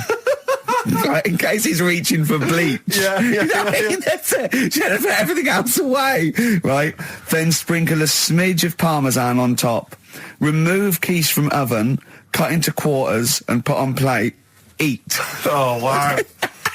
Does she have to do that every single time? She's like... No, it's just that I'm not that good at cooking, right? And to be honest, that was a lot of hard work. I didn't bother warming it up.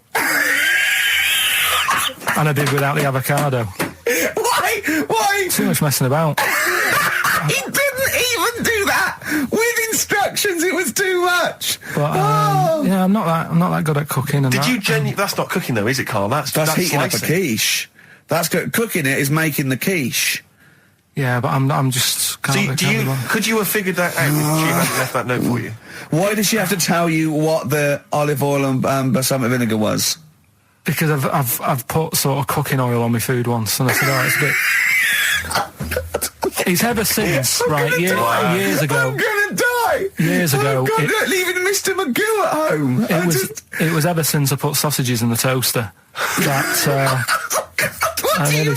I nearly set the flat on fire. Because, do you know, like, when you're grilling food in a pan and all that? Yeah.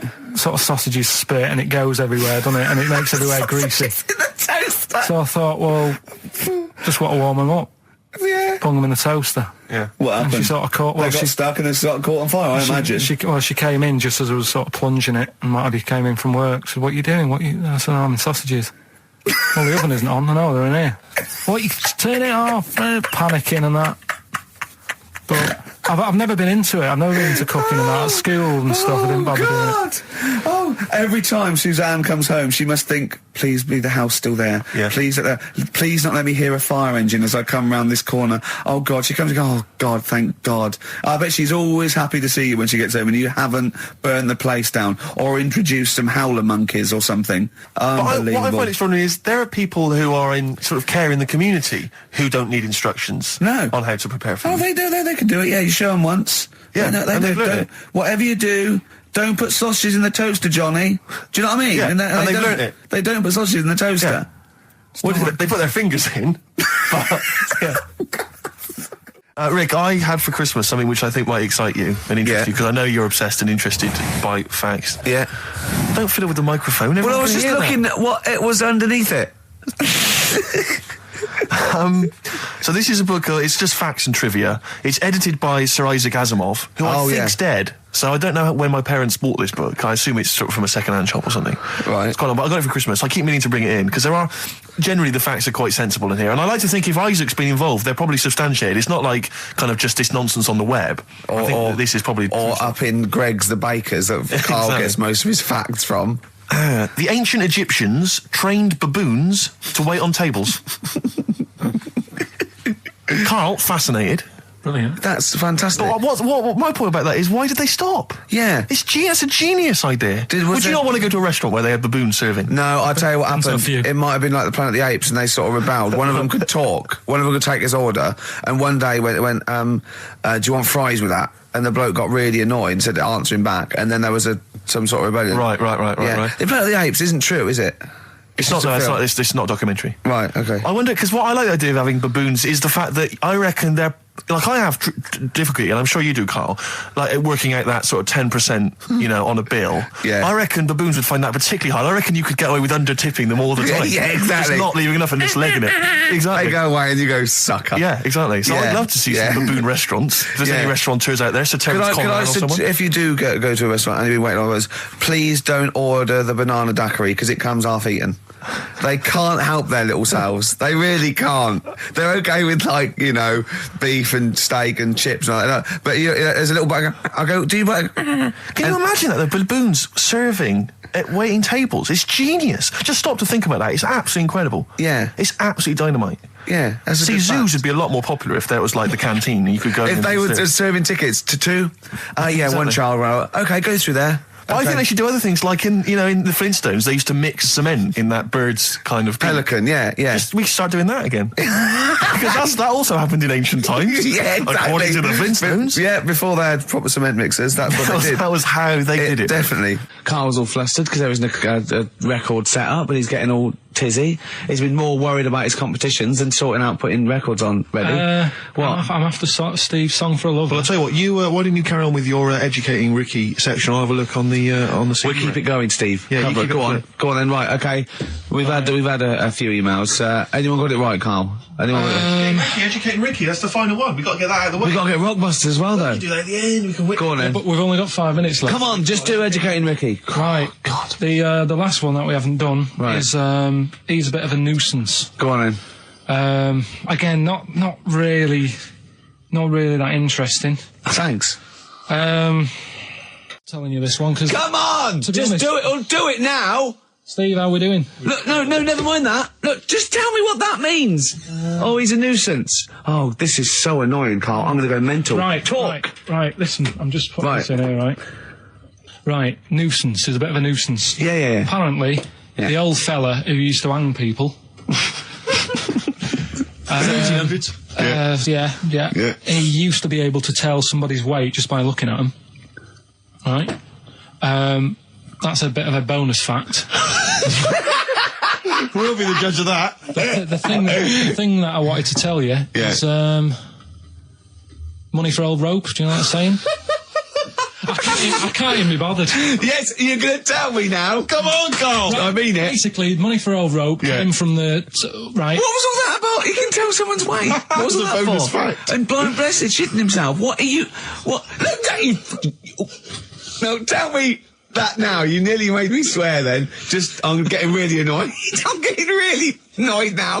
Tell me this back, Carl, or I'm going to go mental. Come on, Carl, time's running out. More that people years ago, when people used to be hung, right? Right. If you didn't like the person who's been hung, you'd go, God, I really don't like him. And so you never forget the time. Because if they're being hung, we take that as read. Yeah.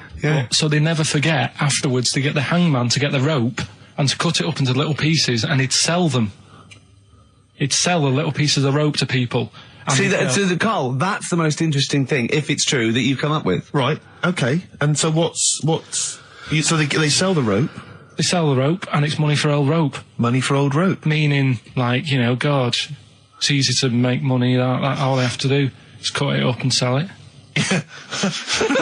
I'm cynical. I'm not so convinced. Right, listen, we're really tight. We haven't even got time for a last stroke. We've got an ad break and we've got to give out... Okay, give the answers then. This is ridiculous. XFM 104.9 of a Saturday. Ricky Gervais with me, Steve Merchant. Hello there. But we're not here. No, we're away. So this is the best of, and I hope you're enjoying it. We certainly are. Right, is this talking about diets and stuff, right? Go on. They've come up with a drug that they tested it out on a mouse, right? They said, it's a problem that weight is a big issue in the world, and, a lot of people are depressed, and that, probably like Rick Waller. Well, right? I'm depressed looking at Rick Waller. Well, Oh.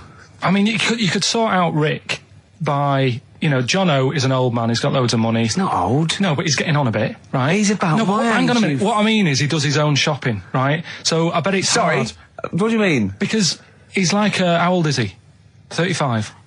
Right, he's got loads of money. He does his own shopping. So when he goes to the supermarket and he passes, the sponge cake section, it must be tough when you've got loads of money to burn. That you go, just one more, one more. Look, sorry, we are getting close to libel here, I think. No. I'm saying how it is because Right. I've tried losing a little bit of weight. Have you? And it is difficult when you're in Waitrose and you see a little chocolate muffin and you think, well, one more and I'll do without. Do you like a little chocolate muffin now and again? Yeah, right. Is that your favourite thing? So the thing chocolate is- and Let him muffin? finish his point. So the thing is, right, now with Rick, he lives at home with his mum. So why doesn't his mum just say, I'm going to buy less this week, and if you eat it all, you're not getting any more? Yeah. That sort that Does out. he live A with his short, mum? sharp shot. I bet he does. I bet he does. 'Cause So he- you don't actually know if this is true or not. No, but anyway, right, so this drug they've come up with... They've tested this on mice, haven't they? They've tested it. No, I'm worried if they haven't tested it on mice. Thank God for that. It's definitely been tested on mice. Definitely. They fed a mouse a load of cake, Yeah. right? And it went a little bit chubby, and he said, right, stop a minute. And then they gave it this drug that makes you lose weight. Yeah. And its weight went down, but the only bad side effect was its eyes were popping out. Well, that seems to be fine then. Let's give it to Jono. There doesn't seem to be any problem. Oh, with let's that. Rick should get some of that. Hey, Struth, Doc, look at these. Oh, Jesus, Jono, your eyes are popping out. That happened to the mice. Sorry? That happened to the mice. But what would do you mean? That's the option. What do you mean that's the option? So I love the fact that your choice is either be like a fat, happy man who has the odd sponge cake, or a stick man with eyes on stalks. I mean, Steve's chosen that. All right, calm down. Oh, I sorry, thought we were mate. slagging off Rick Waller and Sorry, fat mate. people. Sorry, Let's mate. have a go at the fat people before we start sorry. on me, Rick. Yeah, no, I didn't. I You know forgot. what I mean, it's like Yeah. because I got some issues and body issues. I know. But Rick Waller's grotesque, Yeah, sorry about I'm that. just a little bit weird.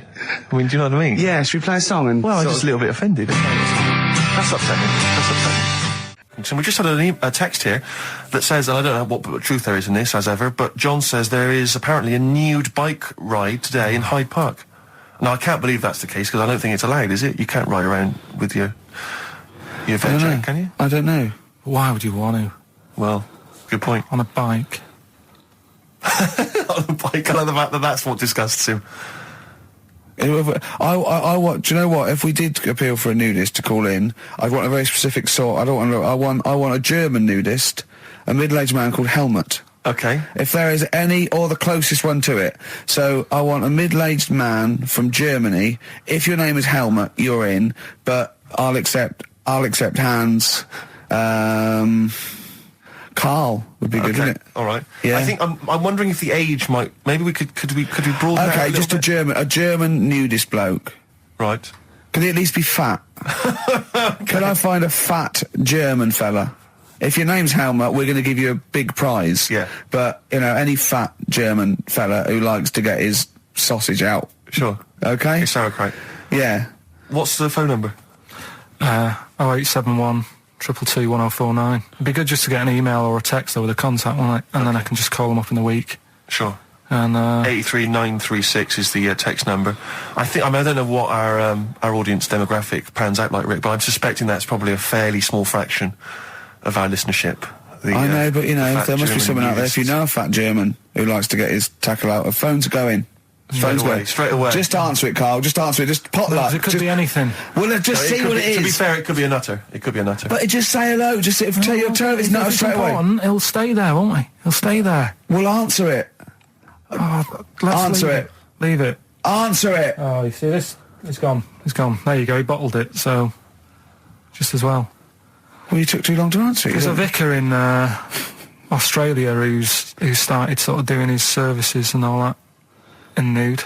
Hot in it there out there. Yeah, Where'd but you get the churches aren't. Churches are pretty cold. It was on some website. of course it was. Yep. Just saying about a vicar and that who's there's a lot of nudists and that who want to get married. Do it, you know, don't mess about with the wedding dress and that, just snip up. Cheaper, isn't it? Well, I suppose it's so, I suppose if you believe in God, you believe that, that's the way to be, innit? Because Adam and Eve and that. Yeah, but then in Adam and Eve, the shame made us dress up, didn't it? Yeah. Eating the apple and things. Yeah, but God didn't want that, did he? No, he wanted to see it all. He was loving it. He was having a whale of time getting a life full of all of that, and then the snake said, cover yourself up. Stitched him right up. Just like, for example, that's why your balls are on the outside. Because the cells have to be a certain temperature to survive. I don't know if it's the sperm or Sertoli cells, but they have to be a couple of degrees below body temperature. Otherwise, they'd be in a nice cage and we wouldn't get kicked in the nads. What do you mean? That's why your testicles are on the outside of your body. They have to be a couple of degrees below body temperature. Yeah, but that isn't why they're there. You see, this is like the chat we had last week about the giraffe having a long neck. What do you mean? They're there because that's where they happen to be. They didn't go, right. Well, that's what evolution is. It's a selection process. It's not a will. The balls didn't say, look, I'm too hot, let's get us outside. Let's get outside of here. All right, hang on a minute then. What? So a little man monkey, right? Theirs are in the same place as ours. Yeah. But they're walking around naked, so it could be anywhere. They could be, like, on the back. It doesn't matter where they are. They call it... Well, they could be on the back, yeah. So why aren't they? This is a completely different... Steve! You started it. I washed my hands of the whole affair. And we're not only back to balls, but we're back to monkey balls. Yes. In one thing from about parasites, we're back to monkey ball news. Yeah. And we're back to chimp testicle news. All right then. So this worms in a fish. Yeah. It's like a little platyhelminth. I think it's some sort of. But what I mean is, why are they about? What do you mean? They Why? evolved. But why haven't they died out? Because they're very successful. Yeah. What do you mean? Yeah. What do you mean? Yeah. Tell me the brain event that made you say yeah in that 1 second gap. Because in a way I don't get it, and if I think about it too much, it hurts a bit.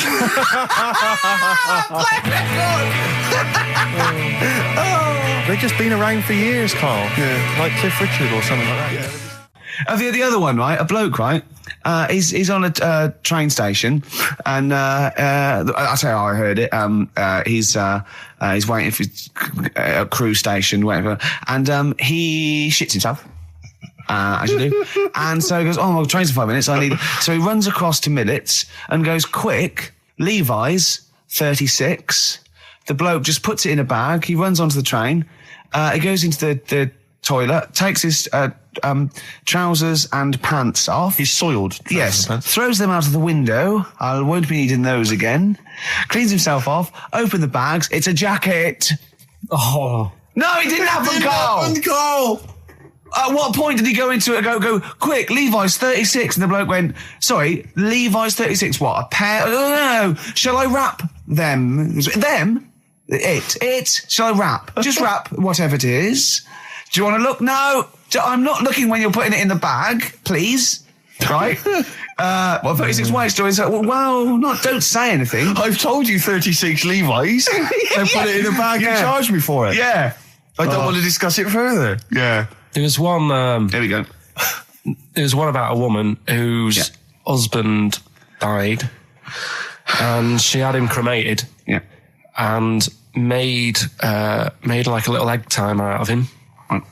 And she said, I did that so it can still help around the kitchen. Well, that might be true. That might be a joke. That's quite sweet. That might be true. It's a true story, again.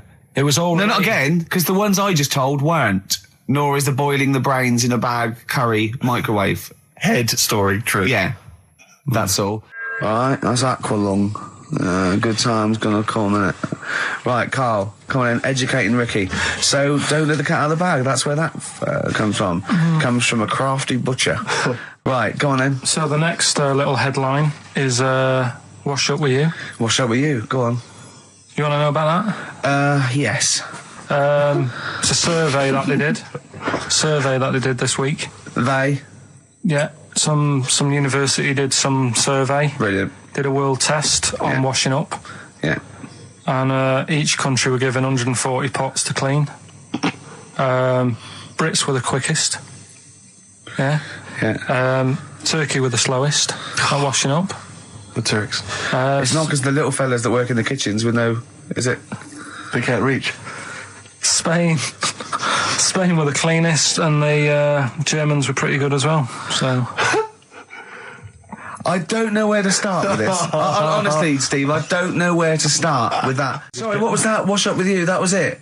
But was that it? Survey of washing pots and pans. I didn't understand. You said Italy were the cleanest. No, Spain. No, Brits were the quickest. Yeah. We were the quickest, but Italy was the Spain was cleanest. the cleanest. Turkey were the slowest. Yeah. Spain were the cleanest. But why weren't we clean then? Because we were washing up. Why were we not paying attention to the? We bits did it of dirt? rubbish. We did it quick. We did it quickly, but I don't understand what it was being rated on. Who was doing it? Was it Lynette Newman or Ainsley Harriott? She's quick. Both of them are quick. Yeah. Well, they've got like kind of loads of slaves that do it for them. Did we use fairy liquid? Don't know. It didn't have. Did we use a whole bunch of Boy Scouts? Didn't say that. Just like said, it just said, that. Who had the softest hands? Who had the softest hands? So it didn't say. I didn't. Why is it we don't get notified that this is taking place? I don't know. When I was a kid, no one ever said, we need recruits because we're doing a survey on who can wash up the quickest. Are you disappointed in yourself with that one, Carl? It is pretty dull, to be fair, and that is why we've got to bring in either con merchant or a wine merchant. Or shut up at your face. Yeah. Would you be able to, if I put you on the spot in the next, after the next record, would you be able to give an example of how con merchant would work? I mean, is there something you could do just to sort of experiment? Should we play record? I can do better than that. What? Ads. Go on. Oh. Well, if you've just tuned in, it's XFM 104.9. You've got that bit right. Ricky Gervais show with me, Stephen Merchant. Hello there. Carl is actually in a little booth. We're not in the studio, you see. This is pre-recorded. We recorded this last week because we're away. And it's sort of like the best of the last 3 weeks since last time we were away when we put out the best of. What was that one you told me about with the porn? That was a good one. Oh, this was fantastic, right? Right. There was this. Sorry, can I just check now? We're just remembering classic episodes of the Tales. No, this is important. Well, I saw one right. I saw one on Tales in Expect, right? And it was these two gents. What they used to do, they look down the obituaries and they'd blackmail the wife or the son of a dead eminent person, like might be a priest or a doctor, something like that. And they'd go and they'd say, he bought some erotic stuff from us before he died, and he owes 100 guineas and all this sort of stuff. And they'd pay up because it'd be so embarrassing. They just didn't want them, so they'd just pay him, right? And this one bloke said, who are these people? I'll meet with them. And he goes round there, and he goes round, and they go, your father, he goes, my father could not have bought any erotic material from you. They did it, he goes, he couldn't have, he's blind. Right, and that was the twist. And Carl went, so it was magazines, not videos then.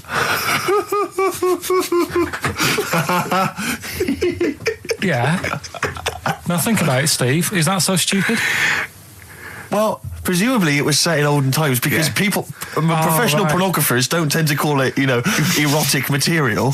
Yeah. They tend to call it, juicy jugs or whatever. But more than that, I don't understand how a video is going to be any use to a blind person either. I know that you can hear the sound, Carl. Look at him nodding like he's caught me out. Yeah, what sound will you hear? Do, do, do, do, do, do, do, do. Your meter needs looking at? Yes. Cut. What's then? What's that? Then it's just noises, occasional groans. Yeah. Right. You could listen through the wall at your neighbours. He does. I mean, that's why I save a lot of money. But I thought you were going to point out, Carl, that they could have had a Braille porno.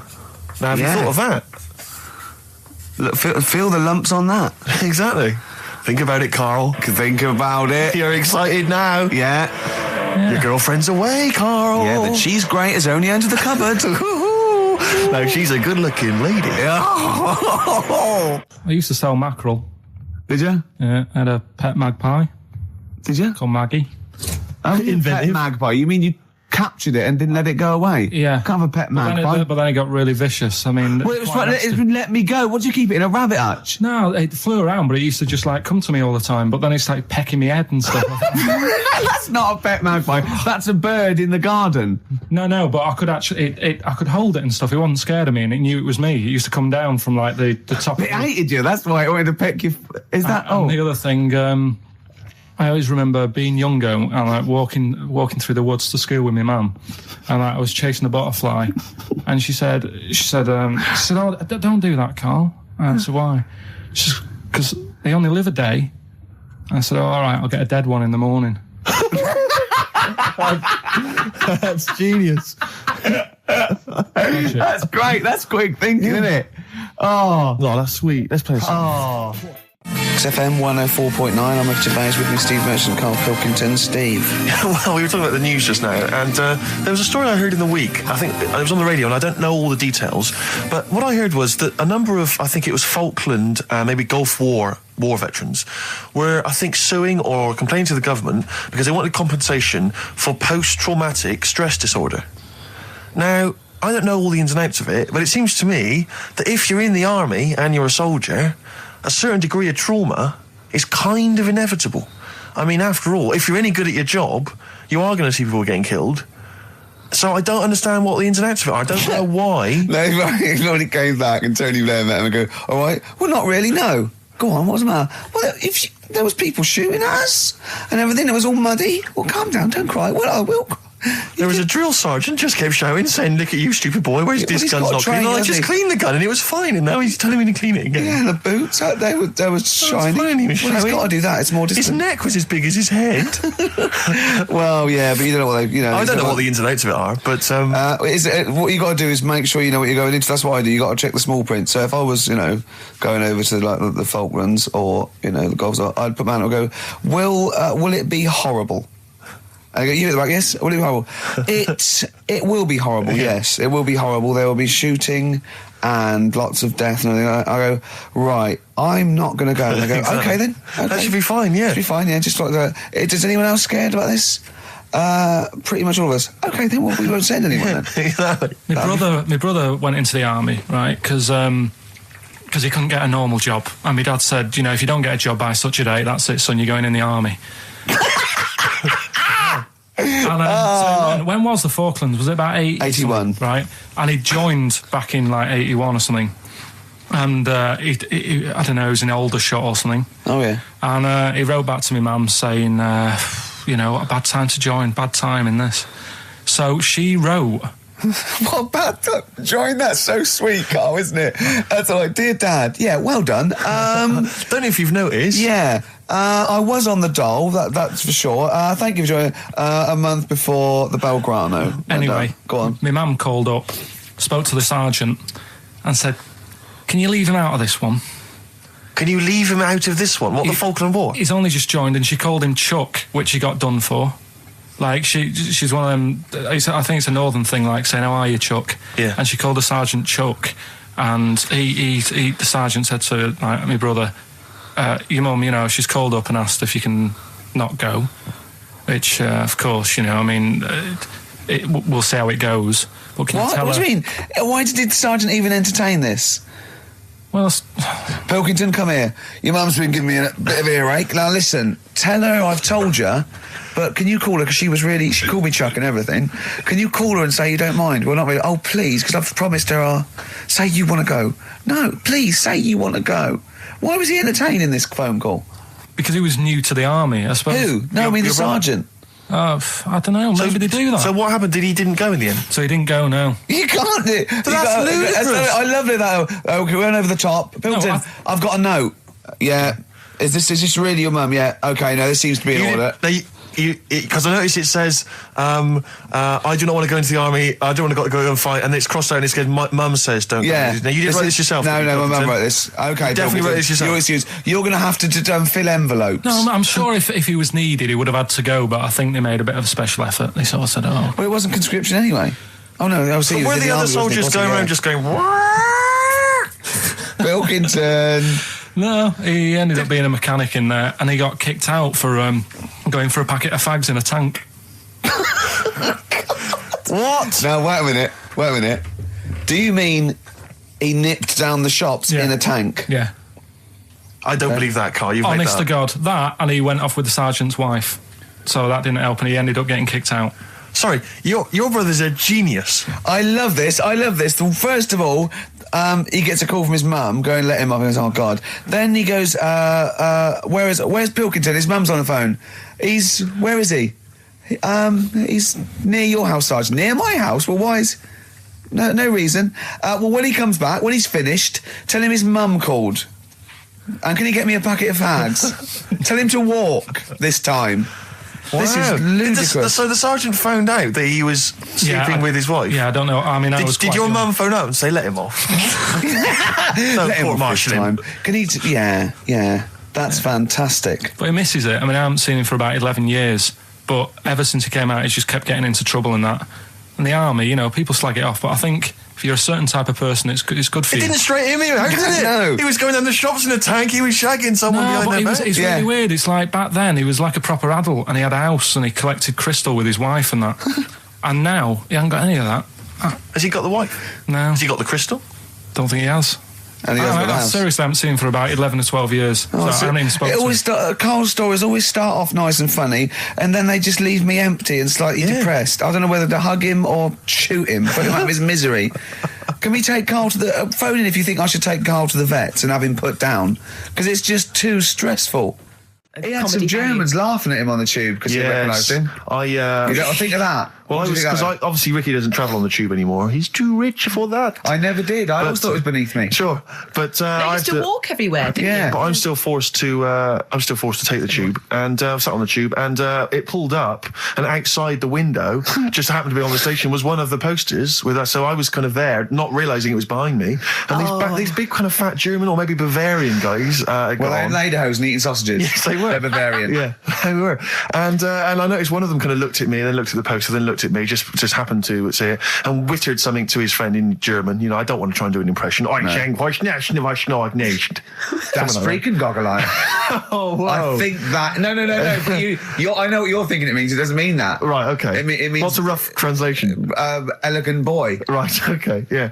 And so anyway, he pointed goggle-eye. He pointed out the poster, and his That's mate... lanky piss and streak. And his mate burst into laughter. And then we pulled... They've got a great sense of humour, the Germans. Well, that's the thing. But we rumbled onto the next. We rumbled onto the next station, and the poster was in exactly the same place. And this time they tapped the shoulder of someone else on the train and pointed me out, and that person also laughed. An Italian? There was a French. Was there a bloke with a beret and a little moustache on the other side? Yeah. Was the United? Did you get on the United Nations Express? Imagine that. Yeah, it was fake. See the freak. Look at his freaky goggle eye. Right, whereas I love the fact that before you were at least pretending to be speaking German. Now this is an Italian with an accent. It's just a guy speaking perfectly good English. So you've not even disguised the insult there. Oh dear. That'd be lovely. Try and insult me in other cod languages. You could bring Europe together if they just instead of Esperanto, that there was just one common language. The language of freaky goggle eye. I'll tell you what would bring the Europe together is you maybe representing England on the Eurovision Song Contest. That would be great. With a self-penned tune. Should I do that? That would be magnificent. It's got to be worth thinking about. Just about everyone being the same. Yeah, just about people being equal. Everyone, and also mentioning the euro. Yeah. Just doing that. I like all different cheeses. Oh, je t'aime la musique pop. Yeah. La baby belle. Et le cheddar. I'm not a fluent French. Le grand fromage. Yeah. Oh, it'd be lovely, wouldn't it? And they'll all be there, all in their different. Well, every uniforms. line could be maybe in a different language. Yeah, and what would I wear? I'd wear sort of like a kilt. You'd wear a kilt, but you'd also have on your head one of those kind of big, what are they called? Those big furry hats that beefeaters or whatever wear. One of them. Is it kind of a busby or something? A busby. Yeah. Wear one of those, or maybe a kind of policeman's helmet. That'd be Bobby's good. helmet with the kilt. Yeah, you'd have the clogs. I'd wear the policeman's helmet under the kilt, so they just thought I was really enjoying the show. Yeah. Good idea. Hey? Excellent. I think we talked for about 3 minutes without having to mention some kind of genitalia. We should celebrate by playing one of my tunes of the year. Really? What one is it? U2 Electoral Storm. Oh, I know you're a big fan. I know you're a big good choice. Well done. Cheers. All right, this is Karl, the producer of Ricky Gervais and Stephen Merchant on XFM 104.9. We're playing out some of the best bits. Hope you're enjoying it. Here's another one. 3 holidays Carl's had this year. Last year. Yeah. I'd love to have 3 holidays. You've got to start putting the work in there. I had 2 holidays though. No, you had 3 holidays.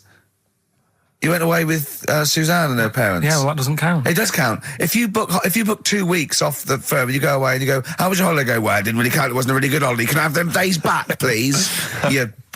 My New Year's resolution is to be nicer to you, but well talk done, sense. you've already broken that. No, but talk sense. Talk sense. You've had 3 holidays this year, and I'm just saying, you're in your 30s now, and 30s is when you should be really putting the work in. That's true enough. To reap the benefits in your 40s, 50s, 60s, 70s, 80s, 90s, and 100. Karl, what's your New Year resolution? What about think before you speak? It's worth. I mean, see, I'm allowed to laugh. I'm allowed to laugh at things other people say, Karl. That one, that is a good suggestion. How was your holiday, Karl? It was all right.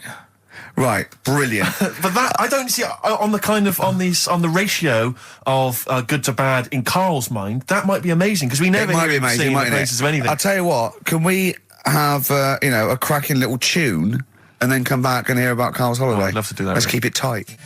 Love to Tear Us Apart by Joy Division. Now I can't put my finger on it, but that doesn't sound like the original, and it's off a compilation. It sounded a bit fast.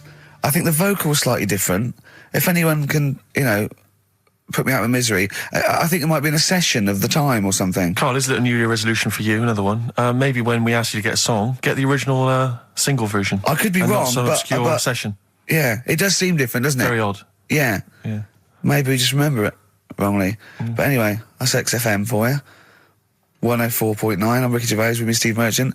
Karl Pilkington. Karl, you went to Lanzarote. Yeah. People said don't go to Lanzarote. They told you it was Lanzarote. They told you, were they right or wrong? We were right, yeah. Really? Yeah, it's a bit ropey, yeah. Is it? Why? Just, out there. If it wasn't for the volcano they had, it'd been knackered.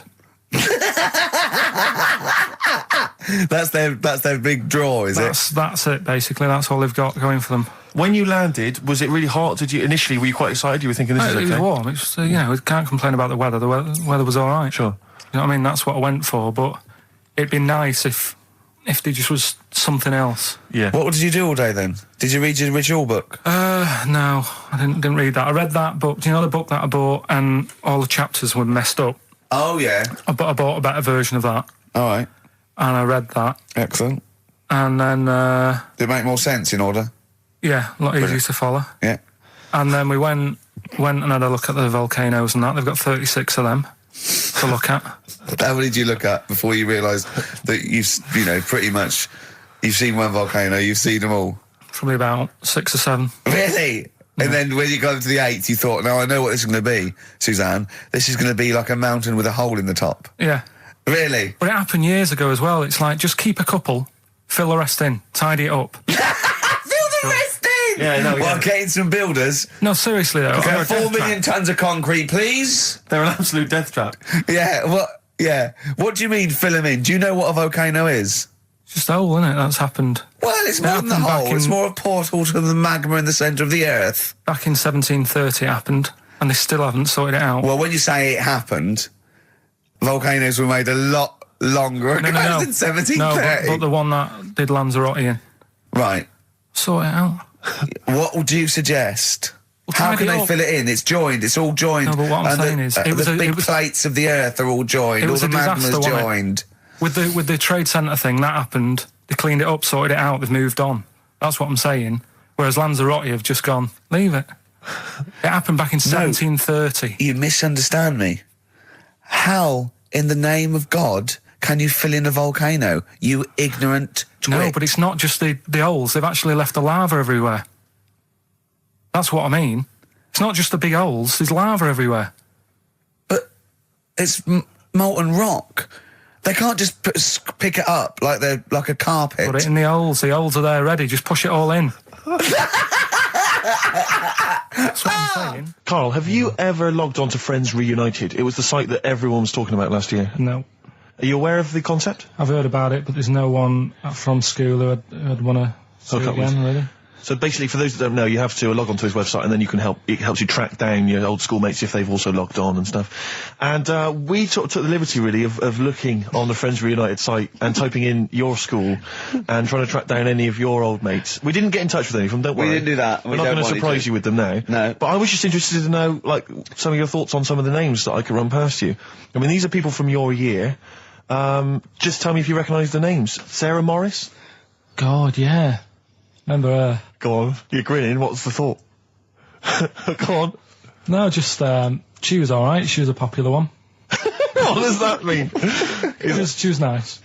Yeah. Okay. Okay. What about Darren Buckley? He was one of my best mates. Was he really? Yeah. Seriously? Yeah.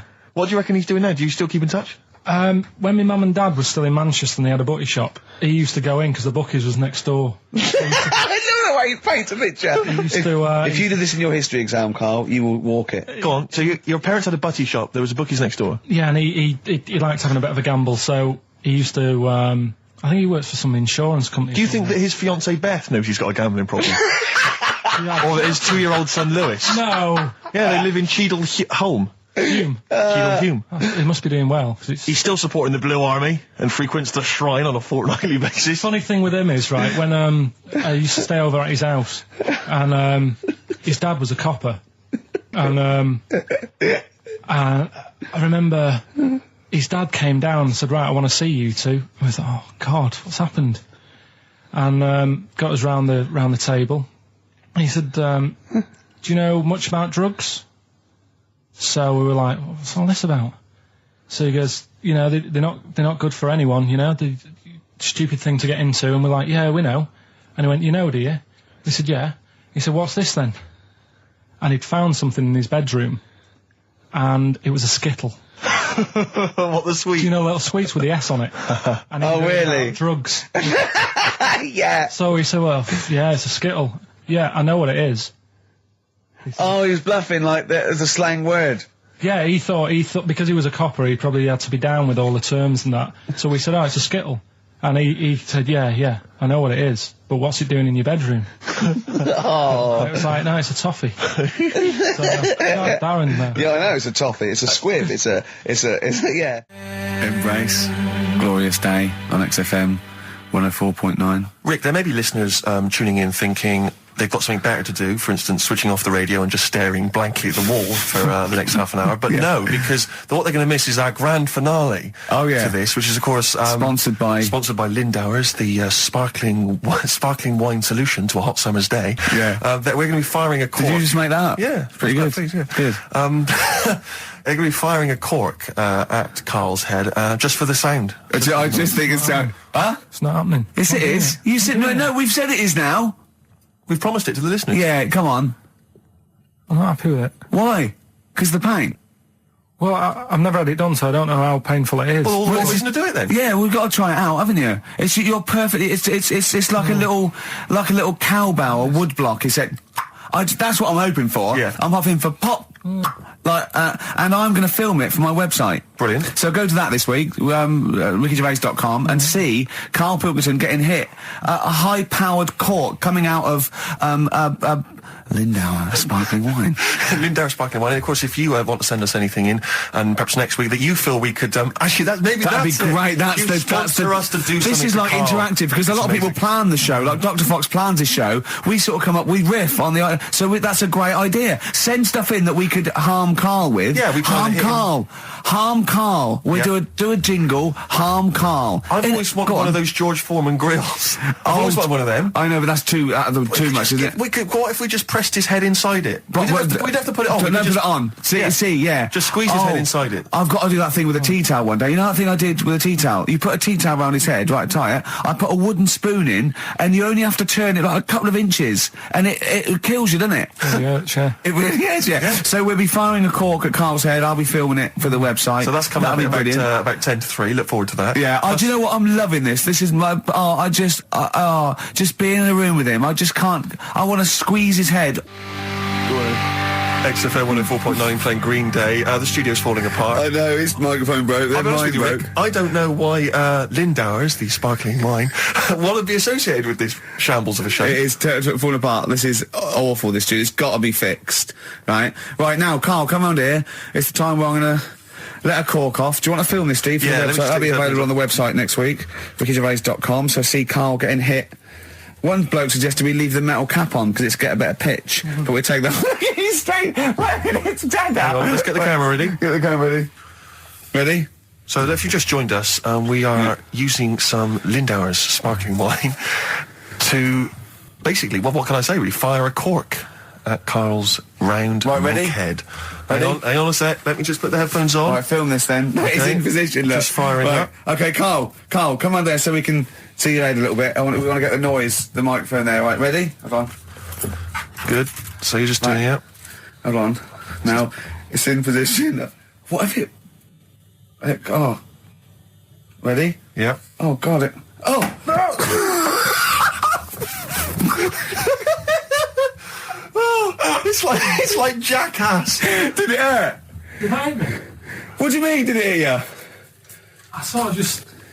It went off. It went off course. Did it? Just glanced. Did it?